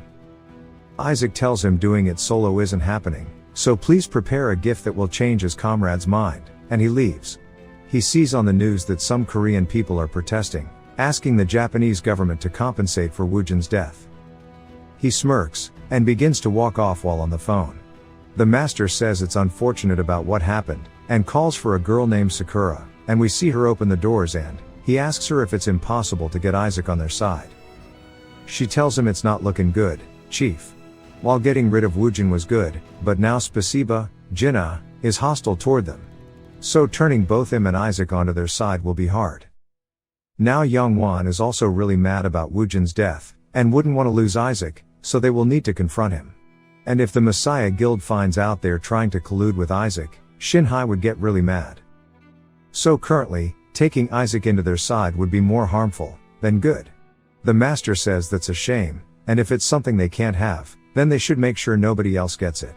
He tells her to deliver the leather of the Nemean lion to Isaac. It's related to Heracles and his labors, so it'll have a set effect. She's shocked, and he says it's a cheap thing to offer for his death. It cuts to a back alley, and inside of a van, we see Jinnah is really angry. Woojin asks if it's because he didn't get to eat, and Jinnah barks asking what he takes him for, and asks if he thinks this is about food. Woojin asks if it is, and Jinnah says kinda, but he's mad because of the tricks the swordmaster is trying to pull. Woojin says he understands, and he didn't expect them to approach instantly. Then says that Jinnah getting angry was perfect timing, because if he got absorbed in the food, the conversation would take too long. Jinnah realizes he could have stayed for longer and gets angry with himself, because the food looked good and he didn't eat. We see in some news articles there's an interview with Isaac, and he said he'll clear the 4-floor dungeon in Mount Fuji. It's a dungeon the swordmaster gave up on, and they mention the item he gave to Isaac. Second tells Woojin it's good he was prepared, or else it would have been bad. Woojin says he didn't expect their speed, and Second says it means he's got a lot of bad karma with the Yamato faction, and asks about the situation. Woojin says it's not bad, and Second tells him to be careful, and mentions how he's going to receive the Aegis shield as an additional reward. Woojin says yes. Second laughs, saying it's funny, and Woojin asks why he's laughing. He tells him that Lee brought an interesting document. We see it's a report on the failed dungeon attempt, and he says it's weird they are offering something they don't have, because the shield is currently inside of Mount Fuji. It cuts to outside the dungeon, and a reporter is talking about how people have arrived. The Mokosh Guild is going in first, and the other guilds will follow them. Another reporter chimes in, talking about the Woojin incident, asking what the government's stand is on this now. The reporter outside the dungeon goes to explain, but is interrupted by an explosion. He turns around scared, and we see more explosions going off. He wonders what's happening. Even more explosions are seen, and the feed is cut off from the dungeon. The other reporter calls out to the on-site reporter. And we see a helicopter flying above, and the cameraman is shocked looking at the chaos from above, and one of the men approach reporter Kim, on-site guy, and asks if he's okay. He leans on the man's shoulder, and they see the gate is turned into a ball, and is now closed off. News articles begin to emerge rapidly, saying that Isaac's 2-man party got locked inside, and now their chances of clearing are 0%, and that Japan is negligent. It cuts to the swordmaster smiling, saying this is good, but if it were him, he would have sent some men in with them. Sakura asks why he'd go that far, for newbies, and now they must be experiencing hell. Because even they failed to clear the dungeon several times, so what could 2 men do? She tells him she didn't expect him to pull tricks like this. He's confused, and she mentions the Aegis shield. He asks her if it seems like a trick, and she's confused asking if it wasn't. He says that people keep wondering where the shield is, due to how powerful a legendary item is. If people find out they failed to clear it with the shield, they would realize how dangerous the dungeon is. and it would be a loss to them if they were more prepared. He says that he'll keep using the shield as a reward for clearing the dungeon, and continue baiting them into the trap. The dungeon will turn into a graveyard, for anyone dumb enough to attack them. It cuts to inside the dungeon, and Jinna says it's crazy that they are the only ones inside of it, and he asks Woojin how he knew this would happen, and if he's a fortune teller. Woojin says it was too risky to get rid of them outside the dungeon. Jinna asks how he knew the specifics of their trick. Woojin hesitates, and thinks about how before he regressed, it was common to remove the Messiah enemies inside the dungeons, or by isolating the strong ones inside of a dungeon alone. And that this method is what the Swordmaster taught him personally. He bites his lip, and Jinna repeats his question. Woojin says it's enough talking, and to focus on the raid, since they will have to hunt 20,000 mobs. It cuts to a different dungeon called the Forest of Monsters, and a window says that due to surviving, it's time to move to the next floor. A man steps on a red ogre, and waves his hand, sending his men away. The men all reach their hands out, and begin to summon skeleton soldiers, and we see now they have an army of naked skeleboys. The man is none other than Georg. And he summons the Book of the Dead, and he's finally got the skill that Woojin got way early on. Fat L. It cuts back to the boys in the Hellhound dungeon, having reached the 3rd floor. Jinna is in the dirt, and says the enemies aren't easy to fight. We see a little worm skeleton pop out of his armor, saying that he didn't think it would be this difficult. And how most players who enter die on this floor, and asks Jinna why he thinks that is. Jinna says he has no clue, and asks what he's saying. We hear the sound of heavy stomps, and he says he doesn't have the time to solve a quiz. We see a giant ogre standing before Jinna. Jinna quickly dashes in and begins picking on Big Chungus's cankles. It reads his attack pattern, and attacks where he's going to, causing Jinna to leap into the air to avoid it. While in the air, Jinna looks over and gets punched in his side, and as he gets launched, he bounces off the floor and lands into the side of a cliff. He falls out of the human-sized hole he left. And Woojin says since he's allergic to quizzes, he'll say the answer. It's because accidents happen while trying to conserve their power on the 3rd floor and prep for the 4th. And that it's crucial to allocate resources and stamina when clearing a dungeon, but conserving energy against a boss is dumb. Jinna yells at him, asking why he knew this and left him alone, and asks when the boys will arrive. Woojin keeps talking about the quiz, then says he figured Jinna would have handled it by himself, and he thought it wouldn't be an issue because he has the Nemean lion's leather too. Jinna mentions how he's received heavy damage multiple times, but his immortality blessing hasn't activated once. We see the meal lion leather is just broken on Piggy. Woojin starts to say since he's getting bodied, he'll send support, and Jinna grabs him saying he was just thinking it was gonna be done the usual way, and that he can do this himself. Woojin smirks, and Jinna says that he'll handle this, so do his own thing. Woojin tells him if he needs help, let him know. Jinna squares up with the Absolute unit, and they roar at each other as they head straight into each other. All we hear is the shockwave from their clash. It cuts to Woojin, saying he's finally found it, and looking at a mountain of bones. Woojin picks up a skull wearing a samurai helmet, and begins to read its memories. We see that it's one of the men who was lent the Shield of Aegis, and they wonder what the Hellhound even is. They quickly get bodied by the boss ogre, and he regrets that they were saving their strength from the start. As they begin to lose to the boss monster, one of the man's subordinates kneel in front of him, and apologizes to him. The captain tells him not to worry, and he is the careless one, and hands him the shield, saying to kill the Hellhound, and return to the Swordmaster. The man shouts for his captain to open his eyes. Woojin realizes the shield is on the 4th floor, and even their best members failed, and he begins to Detective Conan the facts, and wonders how they lost with the shield. Because it should be strong enough to withstand a Hellhound attack, but he'll find out later. He can't wait to see the Swordmaster's face, when he leaves the dungeon with the Aegis shield. It cuts to Shinhai browsing the news, and she's browsing articles about Isaac being in the dungeon for 17 days, and how he might clear it, and how Georg is in the news now as a necromancer as well. People comment that he's a copycat of Isaac. Then some people say that Isaac is good as dead anyways, so it doesn't matter. She says that Woojin died from the Swordmaster, and now Isaac's isolated in a dungeon and will probably die too. And now Georg is moving according to their plans, so now public opinion is back in their favor. She tells Sejin it looks like everything fell into their laps. He grins, and asks if she thinks it's funny. She asks if there's a problem, He tells her it's been 3 years since a gate appeared in Seoul, and asks if she remembers it. And how there was someone who wished for him to die, and that the man was sure he wouldn't get out of the gate alive. The man is Lee's father. Sejin says the man had the same thoughts as Shinihei right now. Then reminds her he made it out of the dungeon, and that made his position even stronger, and after looking at it differently, he was the one to make him what he is today. Isn't it funny that he's grateful for it? He says that Isaac is similar to him, and he bets Shinhai has the same thoughts. Then says if he makes it out, he would like to meet him at least once. It cuts to the ogre having been defeated, and Jinna leveled up. He's clearly exhausted, and sits beside its corpse.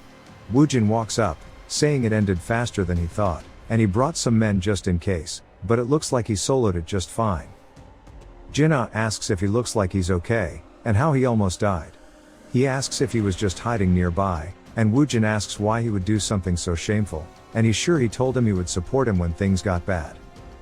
Now they can head straight to the 4th floor, Jinna shouts as the Skella boys carry him to the gate, and Woojin smirks watching this. It cuts to Second saying things are going according to plan, and Lee asks if he means the Hellhound dungeon. He says yeah, and everyone is watching the news, assuming Isaac is a goner. Lee asks if the Hellhound is stronger than the hatchling. Second says rather than it being stronger, it's just more dangerous. Because the fire it breathes will light something on fire until the target is melted. And while some items exist that have the attribute of absolute defense, if it isn't at least that level, you can't clear it. And that its Regan is way better than a troll's. Lee asks if Jinna will be okay, and Second says not to worry, and while he's normally just a pig, he gets work done. Second asks if there's ever been an easy dungeon, and they need to wait and believe. And that Jinna has Woojin too, so don't worry, because they'll be fine. It cuts to the 4th floor, and we see Woojin climbing up a cliff while having the Aegis shield on his back, and he is gassed out. He says it took a while, and it was in an annoying place, and without the eyes of Anubis, he never would have found it, because of where they dropped it. Jinna yells at him, and tells him to get up and help him. A dog leaps at Jinna, and he treats it like a sandbag, asking how long Woojin will freeload. And why is he the only one doing this job all the time? Woojin asks what he means by that, and Jinna asks if he really doesn't know, and he's the only one in dangerous situations. He grabs another dog by its throat, and punches it, saying tankers should be treated fairly. He asks if he really thinks wounds don't hurt him, and that he's just been playing around on the 3rd floor since he's too engrossed in looking for the shield. Woojin is shocked by something, and we see while Jinna keeps talking, the Hellhound's breath is being launched at him. And he turns around to notice it, and then the breath bounces off. Jinna opens his eyes, and sees Woojin blocking the attack with his shield, and how the shield cannot be destroyed.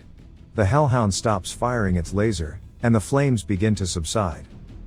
Jinna is surprised, and Woojin tells him it's the Aegis shield they've been looking for, and asks if he really thinks he was just playing around now. Jinna says nah, and it was just a slip of the tongue because he was hangry. And says he's always got a plan, right? Woojin hands the shield to him, asking if it's time to leave. The shield has the absolute defense perk Second mentioned. He tells him to be careful of the hellfire, because he'll be taken out if he gets hit. Jinna says it'll be no problem when he has the shield. Woojin tells him he has something to tell him, and another attack comes back. Woojin tells him to dodge, and we see they narrowly avoid it.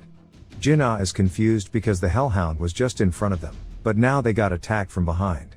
Jinna looks around, and sees there's a second Hellhound. Woojin says that, as expected from the memories he saw, this is how they failed with the shield previously, because there are 2 hell puppies. Jinna is shocked, and makes a horrible one-liner, and asks if it makes any sense that there are 2 of them. He blocks another attack from the Hellhound, and he asks Woojin what the plan is since there's only 1 shield. He says he only blocked because he thought Woojin was behind him, and asks where he ran to. Woojin says he's right, and there's nothing they can do by sticking together, and he can hold one down with a shield, right? Jinna says yeah, but what about the next? Woojin tells him behind, and Jinna quickly Captain America's the attack, but screams and gets overtaken by the blast. Woojin calls out to him, and when the dust settles, we see Jinna is on fire, screaming about it. He's been inflicted with the unquenchable fire. Jinna starts rolling around, telling him to put the fire out. Jinna says to stop panicking, and take the armor off. Jinna quickly takes it off, and says the temperature isn't the problem, no idea what this means. The hellhounds begin to growl, and let out a roar. Other little dogs begin to flock toward them, and Jinnah says they are in trouble. They are quickly surrounded by the two hellhounds, and their little dog army. Jinnah says they can't be cautious of only the hellfire now, and he begins to fight the dogs as they jump him. He asks Woojin what the plan is, but sees him just hauling absolute cheeks instead. Woojin begins to play Fruit Ninja with some of the dogs, and starts to reminisce about the old days. We learn that the 8th-floor dungeon he cleared with the Messiah Guild had the boss as Cerberus, and it treated the hellhounds like its hands and feet. We see Woojin atop Cerberus's corpse, and he looks around at the corpses of the hellhound. It cuts back to the present, and he's cutting a dog's in half, saying he hunted 23 hellhounds solo. It cuts to Yongwan's house, and we see him asking the secretary about Woojin being alive. She tells him he sent them a letter. Yongwan begins to read a letter saying he faked his death due to the constant threats. And he smiles at the fact he's alive, and says he's impossible to get rid of. He tells the secretary to be careful so it doesn't get leaked, and carries his request out. She says okay. But says the behavior is sus, right? And asks Yongwan if he really trusts the letter. He grins, and says he didn't believe in him from the start, and he's just a tool to him, and he's lucky that he's alive so that he can get his investment back, and he'll make him pay for deceiving him. It cuts back to a hellhound roaring, as it falls to the floor dead. Jinnah watches and calls him a monster, because he just rushed in without anything to block the hellfire, and he thought it was just a death wish, but his movements were as if he could see the attacks before they came. But that can't be true, because it's his first time fighting a hellhound, right? He wonders how it's possible, and looks at a hole left by the hellfire and realizes it doesn't matter if he doesn't get hit. Woojin says there's only one left, and we see the boys squaring up with the hellhound. Woojin says that the weapon made out of the hatchling's bone will melt fast, and he opens his inventory, as they rain onto the floor, surrounding him all over. Saying it doesn't matter since he's prepared this much. Hell Puppy starts to growl at him, and Woojin says it's boring now, and it's time to put an end to this. Jinnah quickly runs over, telling him to stop. Woojin is confused, and asks what he means. Jinnah says he doesn't want a free ride, and he has pride too. So leave the last one to him. Woojin is surprised, and asks if he can handle it. Jinnah says of course, and hands Woojin the shield while picking up a bone spear. He says when he thinks about being a burden, he will not sit still. He starts to reminisce of a high school league crashing into the office, and he says there are people he needs to protect too. As she sobs to second, he says he needs to be stronger, much stronger than he currently is. It cuts to the middle of a jungle, and we see some men lined up with their hands above their heads. And inside of a building, a man puts a briefcase saying he'll pay for something. A girl named Shakira from the Thunderbird Guild asks what it is, and the man smirks, saying it's payment, obviously. The men outside firing squad the people who surrendered. And the man says it's payment for getting rid of the native players around the gate. And that business is easy, thanks to her. She counts the money, and tells him to cut this shit out. And asks if he really thinks she's risking her life for a small sum. She says her leader said there should be an item or a skill page, and the man says he's aware of their trading conditions, but they are in a tight spot currently. They can only buy items on the black market, and with the dungeons nearby being untouchable, items are hard to get. She slams her hand on the table, and tells him in this lawless area of the Amazon, the leader's words are the law. She grabs him by his collar, and asks why a bug like him thinks he can just use his tongue.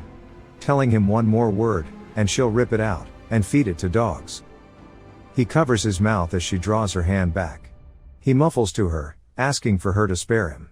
She puts her fingers into her mouth, and then the man's eyes roll back and get zapped by lightning, and he turns crispy and falls to the floor. A man walks in saying he told her not to waste time, and we learn he's the leader. He asks why she's negotiating with bugs, and puts a skill page down. It's a skill page for summoning a lich, and we learn his name is New Eyes Fry, like he fried that guy. It cuts to the hellhound, and we see it's been turned into a porcupine by Jinnah, and it falls to the floor, but Jinnah is also on the floor. His blessing activates, and he opens his eyes screaming, and readying his weapon. But Woojin grabs it, and Jinnah looks up to see Woojin tells him to pull himself together. Jinnah asks about the hellhound, and asks if Woojin killed it while he was slumped out. Woojin points backward, and Jinnah peeps over and sees its corpse, as Woojin says he didn't do anything. So Jinna killed it entirely by himself. It cuts to Yongwan tapping his desk, telling Woojin he keeps surprising him, and to think he'd deceive him. And that he really thought he was dead. Woojin apologizes, saying to deceive your friends before deceiving the enemies. Yongwan says that's true, but he should know that he should not try to deceive him again, and these kinds of pranks anger him. And lets out an aura around the room. Woojin doesn't even flinch, and says alright. He tells Woojin one more thing, and throws a paper onto his desk. Saying that Georg was who he talked about last time, and that he's been bothering him, and the media is fabricating some kind of rivalry. But he wanted something else. He needs to maintain an unrivaled image so Isaac is unique, and there's no need to beat around the bush. He tells Woojin to get Isaac to body Georg. Woojin asks if it's to make him stand out more, and he says he should get the most out of his investment. Woojin says alright, and to pave the way for him with the Lightning King, New Eyes Fry. Yongwan is confused, and asks why he's mentioning him. Woojin says that it's because he has a skill that Isaac wants. It cuts to the Swordmaster cutting a tatami mat, and he talks about how Isaac requested Solomon's ring, rather than the Aegis shield. Sakura says yes, and he says it was his fault for offering the shield in the first place, so it's inevitable. But what he doesn't understand is, how in the world he knows that they have the ring. She tells him it's not her, and swears on it.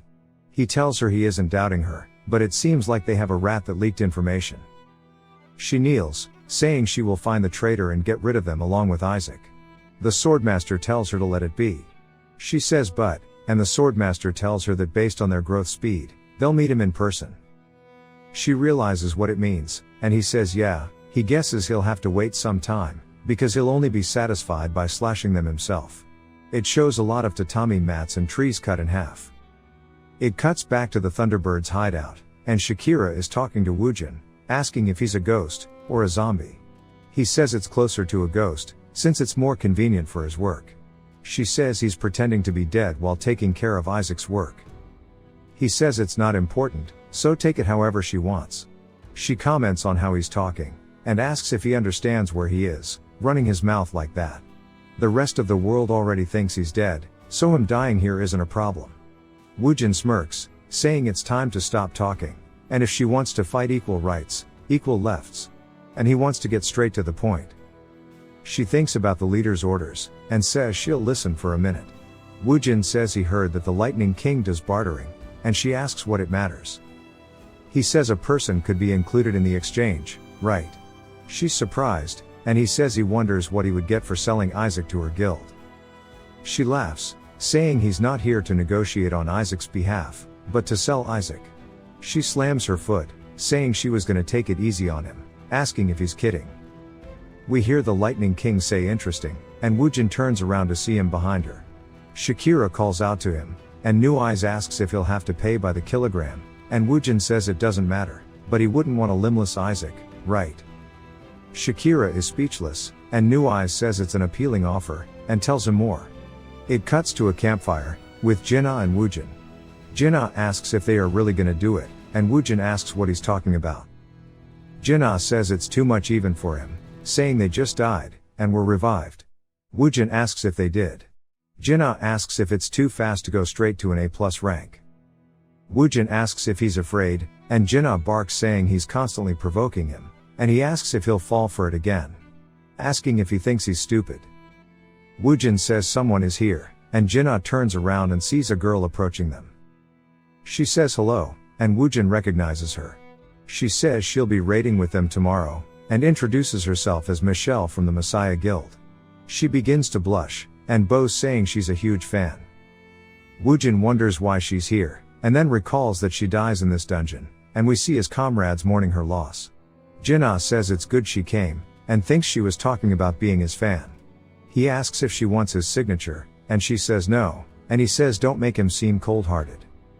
And asks where to sign, and she runs past him and asks Isaac if he can sign her book. He quickly hands it back, and Piggy is angry at this. Deeper into the dungeon, we see the Messiah and Thunderbird Guild, and Jinna is still sulking. Woojin recalls his conversation with New Eyes, and Woojin tells him that he's the one controlling Isaac from the shadows, and asks if he's meant to believe it. Woojin says that's right, and Shakira starts to yell at him, and New Eyes stops her. Woojin says he's heard New Eyes is a collector of items and skills, but due to a level limit, he's got an issue with supply and demand, so he'll give him dungeon attacks. And if he uses Isaac, he will be able to enter dungeons he normally couldn't, and then would be able to enter any dungeon, of course, if they meet each other's conditions, that is. New Eyes smirks, saying there must be something he really wants. Woojin says that's correct. New Eyes replies, saying he refuses to make no-profit deals, and says he's not sure what he wants. But his interest isn't being pulled, and if he really wants his things, then to come back with a better offer. He was curious about him selling Isaac, but it doesn't seem like much. Shakira begins smiling, and says it looks like the negotiations are over, and asks if she should get rid of him, since he's useless to them now. Woojin says that the dungeon that's in the Amazon is the Cyclops dungeon, and he heard that New Eyes was putting an attack team together. New Eyes says, and, Woojin replies, telling him he'll get Isaac to clear the dungeon. New Eyes says that's a funny joke, and he's saying that Isaac, who just graduated from 4-floored dungeons, will rush to a 5-floored one. He begins to laugh maniacally, and says his confidence is crazy, and he did crazy shit at that level too. Woojin stares at him, and he says if he succeeds, they'll talk again. He asks if the price is Isaac's body.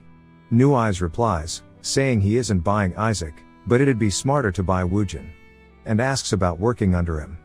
Woojin thinks about it, and New Eyes says he'd need to be tested first, since he has a lot of suspicions. And hands him a vampire skill, saying that it's the start of their bargaining. Woojin is now entering the dungeon. It's been a day since entering the dungeon. We see Jinna fighting an ogre, and he asks Woojin what he's going to say to Yang Wang. Woojin asks what he means, and Jinna tells him it's obvious they are siding with New Eyes, asking what he thinks Yang Wan will do. He asks if he has a plan, and Woojin says he doesn't, and he's just going to be blunt with Yang Wan. Jinna is shocked by this, and the ogre begins to strike at him, but he quickly evades it. Then leaps off the floor, flying straight into the ogre's face, punching it, knocking it over. Woojin watches from a skeleton as dust clouds his vision. Jinna begins to walk out of it and smacks the Skeleboy on its head, asking Woojin if that's really his plan, asking if he's mentally there. Woojin tells him it's impossible to avoid Yang Wan, and they can't trick him, so the truth is the best thing to do. Jinna hits the Skeleboy's head, asking how it is the best. He asks if he thinks Yang Wan will be like, I see, and just let him go. Then asks if he forgot about his temper. Woojin walks up, telling him he's misunderstanding something, and if they share their connection with New Eyes to Yang Wan, would he think that they've betrayed him, or New Eyes? It cuts to 23 days after entering the Cyclops dungeon, and we're inside the Minotaur's labyrinth. We see Jordan fighting some goblins, but they keep dodging his attacks. He asks his member Kyle how it's going on his side, and he tells him it's the same over here. Jordan asks Michelle if she needs any more time. These are Woojin's former comrades. As Michelle begins to gather her mana for an attack, it forms into her staff, and the goblins notice this. Jordan tells Kyle to protect her, and the goblins rush toward her. Michelle's eyes glow yellow, and we see an explosion emerge. Jordan comments on how her barrier was clutch, and while it's a high-level dungeon, the difficulty is nuts, and the mobs will keep spawning. They begin to talk about what path to take, and we see a goblin twitch on the floor. As they keep talking about it, one of the goblins begins to crawl off the floor. Jordan turns around and notices this, but it leaps at Michelle. She turns around and sees it jumping straight toward her. We see blood splatters, and Michelle is scared, and slowly opens her eyes to see the corpse of the goblin on the floor, which scares her. Jordan asks if she's okay, and she says yes. Jordan wonders why Isaac is here, and thanks him for saving Michelle. Woojin asks him why they aren't killing the goblins properly. Jordan asks what he means. Woojin tells him to confirm his kills, and he starts stabbing the goblins on the floor. Some of the other ones get scared and quickly get up and run away. Jordan realizes they are pretending to be dead, and that there are so many of them feigning death. Woojin tells him that blood goblins are quite clever. Some of the Skelleboys appear from around the corner, and the goblins realize they are screwed. Jordan watches the Skelleboys kill the running mobs, and Woojin says that he was expecting a lot from the Messiah Guild, but it seems like he was mistaken. Jordan gets angry, and yells at him, but Michelle grabs onto his arm, and shakes her head. Woojin tells him that the basics of a leader is to make their comrades feel safe, and reduce anxiety. He steps on a goblin, continuing by saying if he knew about the goblins from the start, then him having to stab them on the floor would have been unnecessary. And now, seeing how he's lacking in basic leadership, it seems that the Messiah Guild is over-exaggerated. Jordan is angry at this, and Woojin says it seems like he wasted his time expecting anything. Jordan continues to get increasingly angry, but Kyle steps up, telling him he understands what he's trying to say. But there's no need to provoke them while everyone is working together. Michelle says he's right, and they are grateful for his help, but why did he come here? She asks if he neglected his designated spot just to mock them. Woojin says a problem occurred, and points behind, saying his tanker injured his leg. Jinna walks in, and greets everyone. Michelle asks him how it happened, and she and Kyle quickly run to help Jinna, telling him to sit down. Jinna tells them he's fine, and feels slightly anxious because he's cosplaying as an injured man. We see Michelle trying to hand him some potions, and Woojin remembers they are different than Sejin. And they are truly honest, and trying to save the world. Jordan laughs, saying Isaac came to them because he couldn't look after his own party, yet he's trying to teach them. He sarcastically calls him a great leader, and tells him to look at himself before attacking others. Woojin ignores him, and Jordan asks if he's become a mute or something. Woojin grins, and thinks about how Jordan is the same as he expected previously. Woojin says he isn't careless, and that it's Jinna's fault for losing his footing. Jinna, slightly annoyed, says that's right, agreeing with him, and says he's an idiot who didn't listen to his leader and rushed in. Jordan snarkily tells Woojin without a tank. He can't attack anymore, so he must have come to get help, right? Woojin says he come for that, but looking at the state of his party, he's doubtful it is a good idea. Then suggests they follow his leadership. Saying if they listen properly, he can make sure they exit the dungeon safely. Jordan slams his axe into the floor, and is annoyed. He starts dragging it along the floor, saying he will accept their party's collaboration, but he won't ignore the remark he just made. And challenges him to a one-on-one, with the winner getting party leader. It cuts to some news articles about the Messiah Guild, and briefly talks about their future in Georg. Shinhai looks nervous, and Georg asks why she's nervous, and laughs, saying it must be because of the issues arising without Sejin. So she's worried, right? A man walks in and tells him to stop talking, and that he shouldn't crawl without permission. Then says that when Sejin isn't here, Shinhai is the acting leader. The man is Cho Sung-woo. He tells Georg to mind his manners, and he won't ignore it next time. Georg smiles and asks what he'll do to him, and they both begin to give each other a WWE stare down. Shinhai shouts enough, and says they shouldn't be worried, and they need to continue like normal for Sejin. She says Georg is right in the sense that what is about to happen has yet to be cleared by Sejin. The Swordmaster says they are all here to kill Isaac, so get to the main point. He asks if it's true that he's entered a 5-floored A+ dungeon. She says she thought it was a fake rumor, but it's true, and their informants in the Amazon have spotted Isaac there. The Swordmaster asks who the members are inside with Isaac. Shinhai says they are all no-names, and they can't fully trust them yet. The Swordmaster says this is a good thing, and he'll handle it himself. Shinhai smiles, and says she feels better knowing he'll handle it. She says the bait that went into the dungeon with him all volunteered. Georg smirks, saying that it's harsh to call them bait, but if it means they can get rid of Isaac, it doesn't matter. Because then he would be able to monopolize his nimbus. The rest kinda ignore his cringe, and the Swordmaster asks where it will happen. Shinhai tells him the location will be Egypt, and it's a 6-floored A+ dungeon. It cuts to Jordan on the floor, and Michelle and Kyle, along with the rest of the group, watch as Jordan says he lost. Isaac gets off the wall, and Jinna says he was like that once too. Woojin approaches Jordan, and asks if he will keep his promise. It cuts to further into the dungeon, and Jordan wonders how long he's been fighting for, because the enemy attacks are relentless. He tells Michelle to support him, as he encourages himself. A blue aura begins to form around him, and taunts the boss again. He rushes in with some Skeleborgs toward the Minotaur, and it snarls and swipes its weapon toward him. The weapon hits the floor, and then Jordan rolls out from the dust of the attack. He calls out to Kyle, who quickly dashes in, and leaps directly at the Minotaur. He lands atop its shoulder, and runs down its arm while slicing it, and the Skeleborgs join in too. We see the skeleton mage and Michelle prepare some attacks, and they launch them at the boss, hitting it directly. Jordan looks over nervously at Woojin, and he wonders why he even tried to win against him. Woojin smirks. Kyle yells out to Jordan, and he turns around to see an attack coming straight at him, but we see his leg is stuck in the floor, and it's too late to dodge. So he decides to block the attack instead. We hear the attack crash, and Michelle begins to cry, and Kyle watches as the Minotaur's attack slashes the ground, creating a wall of dust as it roars. But Jordan opens his eyes, confused, and he sees Woojin carrying him. He asks Isaac what happened, and asks to be put down while blushing. Woojin says if the princess wants to, and drops him to the floor. Michelle asks if he's okay, and Jordan says he wasn't hurt. Woojin begins to walk away, and Jordan asks where he's going. He says since the tanker has fallen, someone needs to take his job. Jordan asks if he's going to be a meat shield.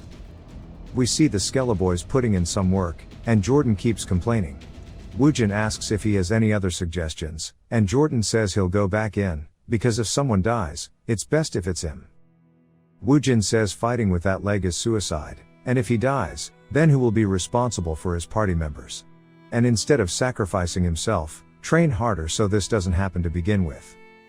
And a tanker isn't just someone who takes hits, the real goal is to allow teammates to attack. He rushes in while explaining, and says he'll show him once, so watch closely. It cuts to Second, and he's saying a shabby person came to such a fancy place. We see it's Francois, makes a joke asking about his treatment, and asks what he means by shabby.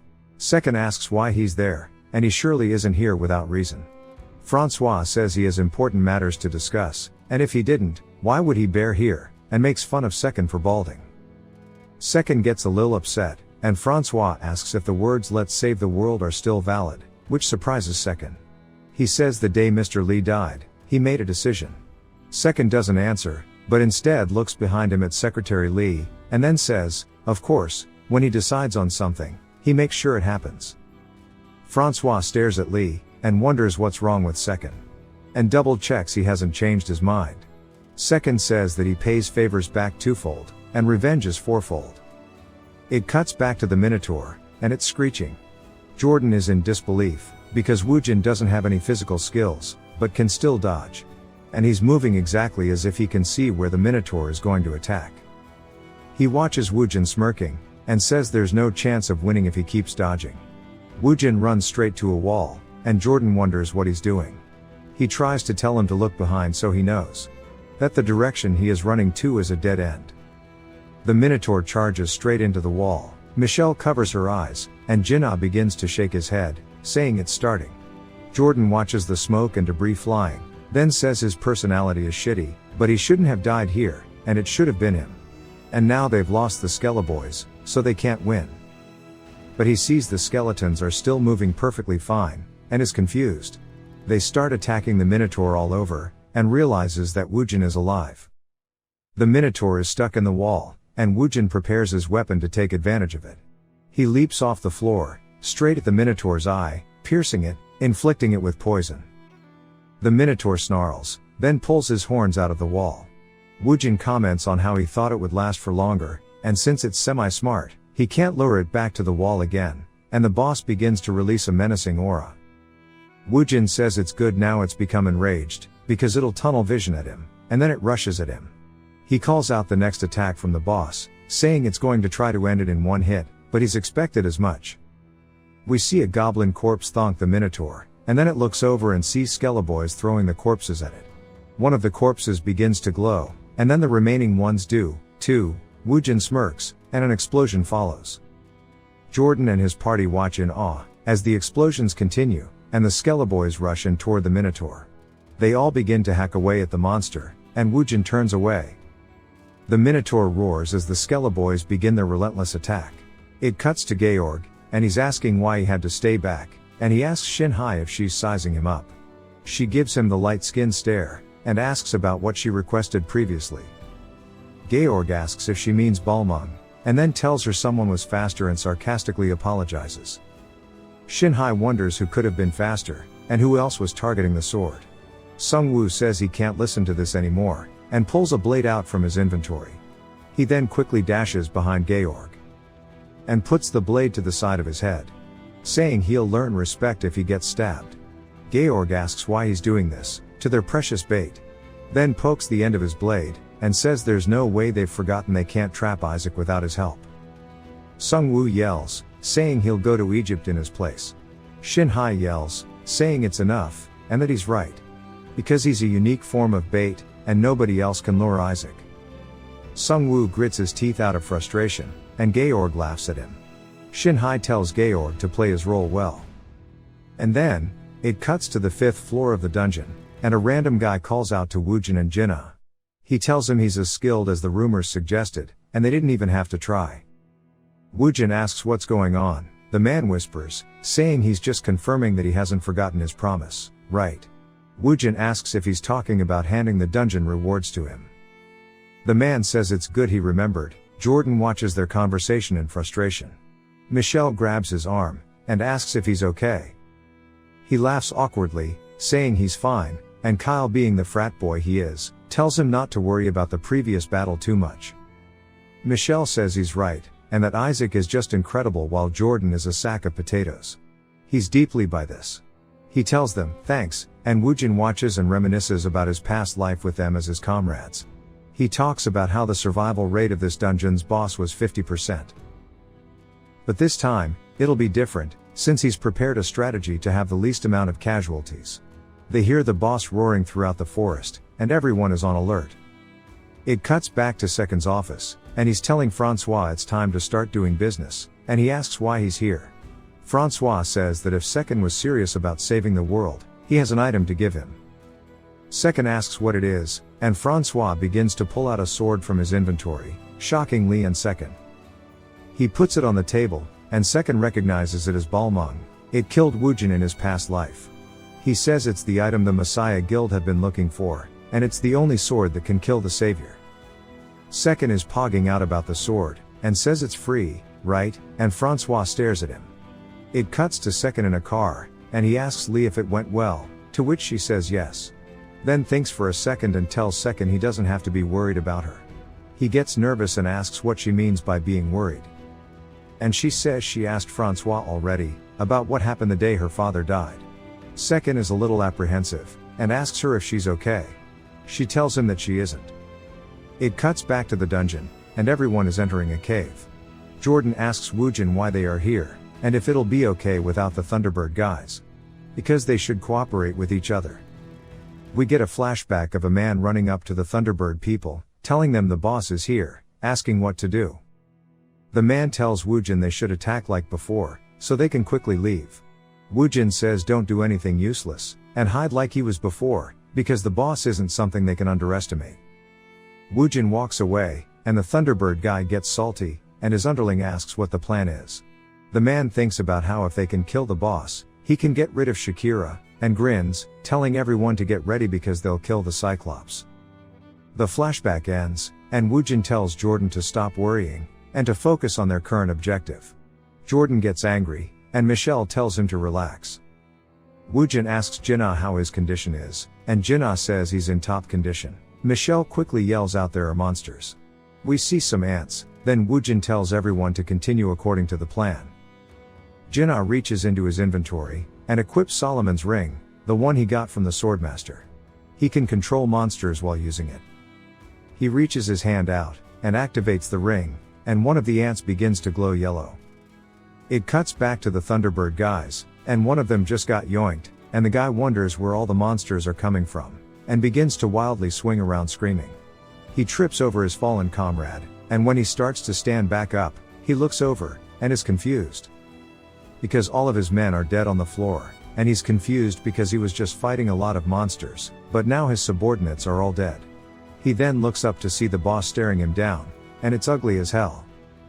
The man realizes he's screwed, and a fist begins to crash down to him, and he gets turned into a meat crayon.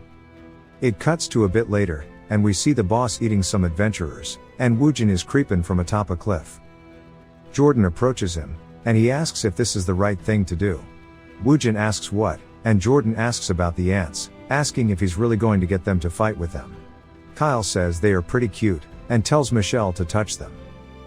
Jordan says right now, they are under control of the item, but what happens if they start attacking them, because there must be a limit to the effect.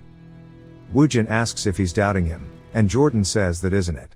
Woojin tells him, of course, it has a time limit, but he'll have finished his role by the time the effect ends, and after that, there shouldn't be any problems. Jinna, excited he finally gets to play Necromancer, tells his men it's time to fight. He raises his ring into the air, and as it glows, the ants all watch, and then run toward the boss. It notices them, and quickly sees the army rushing him. They begin to climb up his legs, and then make their way to one of his heads. Jinna is happy with their progress, while the rest just watch. Jordan is shocked that the boss is being treated like light work. The boss falls to the floor, and the ants quickly encase it while continuously pecking at him. We see a bright light from its eye, and then the ants begin to feast upon each other. Jinna wonders what they are doing, and wonders if the effect has ended. As they fight amongst themselves, the boss starts squashing them. They all watch as he plays tap tap ants, and Woojin explains that each of the boss's eyes has a different ability. One of the eyes causes confusion, and makes their opponents unable to tell who is friend and foe. And that's what happened to the ants. Jinna asks if that would happen to them if they rush in there, and Jinna smirks saying they'll go by their original plan, because cooldowns exist. Jordan is confused about how he knows about the cooldown for the eyes, when it's his first time fighting the boss. Jinna quickly agrees to the plan, and Jordan thinks he agrees too fast. Woojin tells him he'll be going first, since they still have to deal with the right eye. Jordan says if it has an ability, they need to think of a countermeasure, but Woojin quickly darts off to grab the milk. Jinna tells Jordan not to worry, and asks if he doesn't understand Isaac by now. Because he isn't someone to move without a plan, Woojin quickly approaches the boss, and its eye begins to glow as it did previously, and we see he's starting to get petrified. And he slowly begins to turn into stone. The boss approaches him, and Woojin says there's only one chance, and his ring begins to glow. We see he's equipped the Lancelot ring, and it resisted the petrification. He quickly abuses the fact the boss dropped his guard, and since his left eye is still on cooldown, he'll ignore it for now. He stabs the right eye of the boss, and it begins to swing its fist toward him. It hits him, sending him flying, but we see a shine from the dust, and he's using the Aegis shield. The boss begins to roar, and we see an explosion hit it in the chest. Michelle casted the spell, and Jordan and the rest begin to run in. Jinna approaches and says it's their turn now, right? Woojin tells him he'll deal with the right eye, and the rest can deal with the left one, and they need to deal with it quickly before the cooldown ends. Jinna says okay, and begins walking at the boss, and Woojin summons the boys. As the explosions hit the boss, Woojin looks over and notices Michelle casting, and smiles. He quickly picks up the pace, and he and the boys begin to haul absolute cheeks at the boss. Poor guy gets off-screened, and we see they've got his eye as a reward. So now he can use the eye's abilities on enemies. It cuts to the portal gate, and everyone starts to step out of it, and Woojin and Jinna notice something, and so does Michelle. She points to it, and we see there is a firing squad ready for them. Jordan sees New Eyes and Shakira, and wonders what's going on. She says Isaac killed the boss, and that he agreed beforehand to give them the rewards. Michelle says whatever promise they made with him, has nothing to do with them. And they just cleared a dungeon, so this is rude. New Eyes grins, and says that the fact they aren't shooting them is courteous enough, and asks Isaac if he agrees. He doesn't reply, and we watch as the gate exit fades out. New Eyes then says that seeing how there are no more returnees, it seems like his people didn't pay attention to their safety, but they were all useless anyways, and he needs what they agreed on. Woojin agrees, and Jinna asks if he's really going to hand it over, to which he replies of course, so he can get what he wants. Woojin enters his inventory, and Jinna says sure, the debuffs don't work on him, it won't be too dangerous. Jordan and the rest are still just watching, then the Thunderbird Guild starts to ride off. Jordan is confused that they are just leaving, and Michelle thanks him for their work. Kyle also approaches him and says he's learned a lot, and they shake hands. While they are all chatting, Jordan awkwardly paces around, and Woojin looks at him, acting nervous, then smirks. Michelle tells him he has a big ego, but he's a good guy. She watches as he walks to Jordan. And Woojin says he really doesn't seem like a good leader, which irritates Jordan. However, he follows it up by saying his party members are loyal and trust him, because he's still their greeted comrade, and he offers him a handshake. This surprises Jordan, and he smiles quickly, accepting it. Michelle is happy about it. Jinna asks him since when could he give compliments, and isn't he meant to hate the Messiah Guild?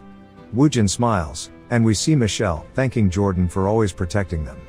Woojin tells Jinna he never said he hated them. And that he hates the fake Messiah. It cuts to news articles, and we see them discussing Isaac and the Messiah Guild clearing the Amazon raid, and Georg is publicly asking to raid with Isaac.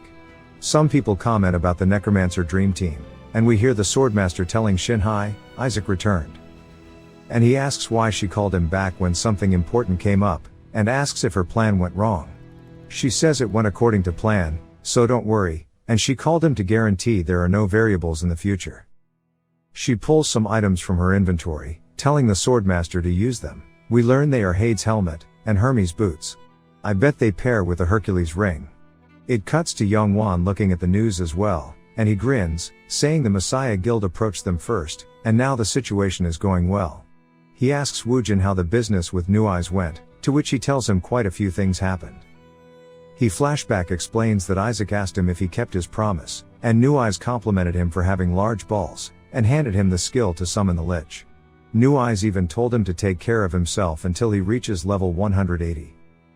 Woojin tells him he got the item. Youngwon mentions he heard that he got a good offer, and why he isn't even trying to hide it. Woojin says he told him already, that he's not going to try deceiving him anymore. Youngwon is happy and says he's glad they are on the same page, and tells him he should know what he wants from him now. Woojin says he'll watch New Eyes' every move. Youngwon's secretary enters the room, and puts an item on the table. He tells him to give it to Isaac. Woojin opens it up and sees Osiris's ring, doesn't show the abilities yet. Youngwon says he told him before, but what he wants isn't Georg and Isaac competing, and use this opportunity to get rid of Georg, using whatever it takes. Woojin grins and says understood. It cuts to Egypt, and we see paparazzis urging as Woojin and Georg are meeting. Georg tells him it's an honor, while Woojin smirks and shakes his hand, saying he looks forward to it. Georg realizes that he is being looked down on, and tells him to laugh while he can. It cuts to inside the dungeon, where Jinna is knocking heads off, and the Skeleboys are repeatedly stabbing their mob. Woojin notices something, then Georg tells him he's just as amazing as he's heard, to think he could strengthen every single skeleton. He then says his is weak in comparison. Woojin says he's also amazing in a different way. Georg asks how so, and Woojin tells him that his quantity is exceptional, and we see his army. He tells him it's all due to a ring, which is Hade's ring. Which surprises Woojin, and Georg explains that he can make another person's skeleton soldiers his own. Woojin's never heard of the item before, and says it must be one they've kept hidden. Georg tells him not to be too concerned, since he won't lay a hand on Isaac's army, and he says the soldiers he's taken in were summoned by his subordinates. Woojin understands Georg is telling him that his skeletons are useless if they attack him, but he says the ring is too dangerous to ignore, so it'd be best to show all of his strength rather than hiding it, and Georg is a pretty bold guy. It cuts to night, and we see Georg at a campfire, and he's schizo as hell, and tells some ghost thing that it's unfortunate it can't eat or drink. And how he's not sure exactly where it is, but surely it's close by. He then says he forgot it can't talk back, and mocks it for being unable to eat or drink, and says he needs to make sure to abuse Isaac's strength on the 6th floor, so he has to be patient and not kill him. The ghost thingy cuts his food in half, and Georg says there you are. We get a whole 21-day time skip, and are now on the 5th floor. Georg says only one floor to go, and it seems like the next floor will be more difficult. Woojin just stares at him, and says it's true, and seeing as how there have been no casualties, the boss should be pretty strong, and since his power is known to the public, there's no way they only sent Georg to hunt him. So there must be an invisible enemy in here too, so Shinhai must have taken out all her treasures. Woojin approaches the door, and Georg smiles, saying it's going to come to an end soon. Woojin keeps opening it. It cuts to Jinna stepping into sand, and he asks if it's a desert. Woojin tells him no, and that it's actually a forest, and we see it. Georg asks him if they should go ahead and go into the jungle. Woojin says before that, he'll inform him now that they will put an indefinite hold on killing the boss, until they capture the assassin that's targeting them. Georg is shocked, but tries to play it off, and asks him what he means by that. And his skeletons begin to run at Woojin. We see one of the budget Skelleboys preparing to attack him, but the real Skelleboys quickly block the attack. Woojin smiles, saying he expected this, and starts to run. Jinna asks if they are running away, and one of Georg's underlings tell them to catch him. Georg tells him to leave them alone, and to take down his unique skeletons first, and the golem. Because they need to suppress them. Woojin comments on how he's smart, because normal skeletons can be regenerated inside the dungeon, but the special varieties are a completely different story. We see his boys being hunted, and he continues by saying their summoning conditions are much more complicated, and if Georg can take them away with his ring, the loss on his side will be immeasurable. But that's just if, and we see him use the Book of the Dad, and he begins to recall his summons. Georg gets annoyed that he's unsummoning them, and he calls him a bastard and watches as he runs away. One of his underlings asks if they should chase him, and Georg asks if he's mentally okay, because that's a horrible idea. He wonders how he noticed the assassin, and now things are messed up. They run a bit, and Jinna says he thinks they've lost them, and Woojin says Georg isn't an idiot. Jinna then asks if he has a plan. Woojin says yes, while equipping the ring Yongwan gave him, and we see that it can fully resurrect the dead, and increases his stats and attack power. Jinna asks where he got it, and Yongwan says a generous sponsor. He calls Jinna by his formal name, and Jinna asks why he's saying it like that, making him all nervous. Woojin then says he must be used to falling by now, and Jinna looks up to see Woojin explaining he's already experienced the hatchling incident, and Jinna asks if he's done something wrong. Woojin doesn't answer, and Jinna begins to understand what he's asking him to do. And he sweats nervously, then it cuts to a sphinx standing atop the mountain. We see Woojin approaching a wyvern corpse, and Jinna is confused because even if he makes it a skeleton, it's not like it can fly. Then he wonders if he has a new ability because of the ring. Woojin arises the wyvern corpse, and we see that he resurrected it with the ring of Osiris, and it is moving now. Jinna is surprised, and Woojin pets it while grinning. It cuts to a sphinx eating something, and then it notices something and quickly dodges a spear from the flying wyvern. It turns around, and Jinna asks if it has eyes on the back of its head. Woojin tells him here it comes, and the sphinx begins to create an attack inside of its mouth, and a shockwave is produced from its mouth, causing everyone to be taken aback. It quickly catches up to them in the air. Jinna comments on how fast it is, and we see it attempting to paw at them. They avoid it, and Woojin tells him to get ready since it's just now starting, and they begin to dive straight down, and then begin to flee. Jinna says he better not have mentioned falling because of this, and we see the sphinx chasing them in the air. Woojin surveys the forest, and spots a campfire saying it's there. We see it's Georg's campfire, and he notices something and stands up to see the sphinx and wyvern flying directly at him. It's gaining on the wyvern, and Jinna tells him that it's right behind them, and then he grabs Jinna and jumps off the wyvern. The sphinx takes a chunk out of the wyvern, and they start to fly at the campfire. Georg realizes, but it's too late. Then we see a crash, Georg covers his face, and once the dust settles, he sees the sphinx standing there. He says they can't beat it without preparation. It cuts to Jinna halfway into the floor, and Woojin tells him to get up. Jinna screams at him, saying he could have warned him. He says he thought there was a plan, and it must have been nice for him to have a shield. We see that's how Woojin broke his fall, and Jinna says he's crazy for accompanying him. Woojin tells him that he has faith in him, and it's time to move. Jinna watches him run, so he yells out that he should wait for him. It cuts back to the sphinx tearing into the budget Skelleboys, just absolutely boning them. Georg and his subordinates watch from afar, and say it looks like they've barely escaped death, but at the cost of their soldiers, and some subordinates.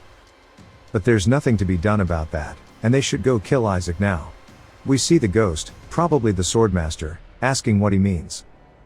Georg explains that without Isaac, they have no chance, and if they are going to die anyway, they might as well kill him. He says he'll be the bait, and lure Isaac out, since he will have to kill him to clear the dungeon. He won't think about it too much. His schizo demon says he'll leave it to him. Georg says they should regroup first, and that the thing hasn't been able to eat for 20 days because of the Helm of Hades, and even if he's superhuman, he can't use his power in that state. He takes off his mask, and who would have guessed it's the swordmaster. He says he feels better now, and Georg yells out, asking why Isaac is here. The swordmaster turns around, and Georg steals his helmet from him. He asks what the meaning of this is, and Georg laughs, calling him soft, saying he got tricked so easily. And asks why Isaac would be here. The swordmaster looks around to see the budget Skelleboys. It then cuts back to Woojin breaking a tree, and Jinna asks what he's doing. He tells him there's a guest meant to follow him, and Jinna says he's crazy. Woojin smiles, saying he's here, and Jinna turns around to see Georg, who is fated than a hoe. Georg throws the helmet, and it bounces on the floor to Isaac. Woojin recognizes it and says its name, and Georg is surprised he knew the name, and was wondering how he knew about the assassin, so I guess the information was leaked somewhere. Jinna asks where he heard about it from, and Woojin ignores him and asks what the reason for giving it to him is. Georg says he won the bet, and it's a gift to the winner. Jinna holds it and asks if it's a legendary item. The helmet stats are pretty good, but Jinna is turned off by the fact he can't eat. Georg says he'll surrender, so guarantee his life, not only inside the dungeon, but out of it as well. Woojin understands that Georg realizes he would have gotten molly-whopped, and it's as expected from him. Jinna says even if they spare him, what about his subordinates? Georg smiles and says those things. We see them all dead. He continues saying he thought they'd be useless, so he cleaned them all up before coming here. Jinna gets hella pissed at him, but Woojin stops him saying he has one more requirement, and to hand over the Ring of Hades as well. Georg hesitates, then sighs and makes some weird pun about handing it to him. It cuts to the Swordmaster running, saying he managed to outrun the soldiers, and the monster wave that followed, but things got messed up, and he felt that Georg was strange to start with. He clicks his tongue when two giant white gorillas leap at him. He quickly fruit ninjas them and keeps running. He says that it's a dangerous dungeon, and it's impossible to dream of beating the boss after these monsters. They leap at him again, and he activates the Hermes boots, and slices through one of them, saying he won't die in vain like this, and keeps running. It cuts to night. We see Jinna draining his lizard, and he wonders if there's an item that will make him pee less. And he looks up to see the Swordmaster has no manners, and he cuts Jinna's head off, and his legs.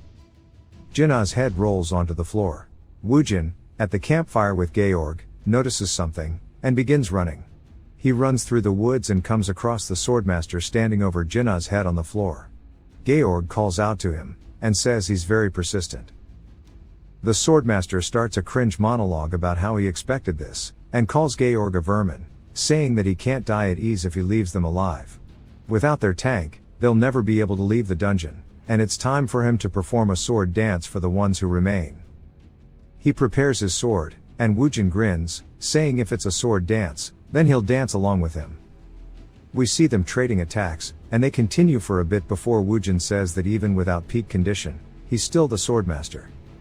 The Swordmaster notices a skeleton about to attack him, and he looks over to see Georg.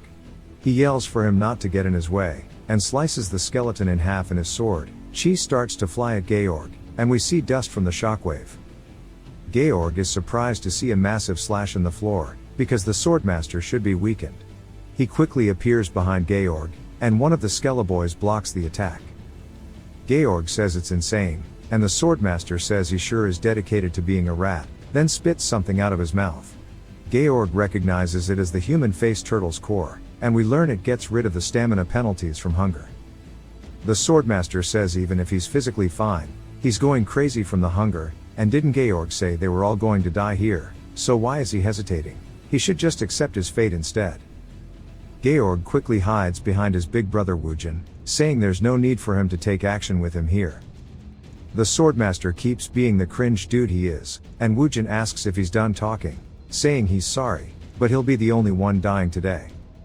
The Swordmaster says he must be losing his mind from being on the verge of death, and as he keeps talking, his hands are cut off.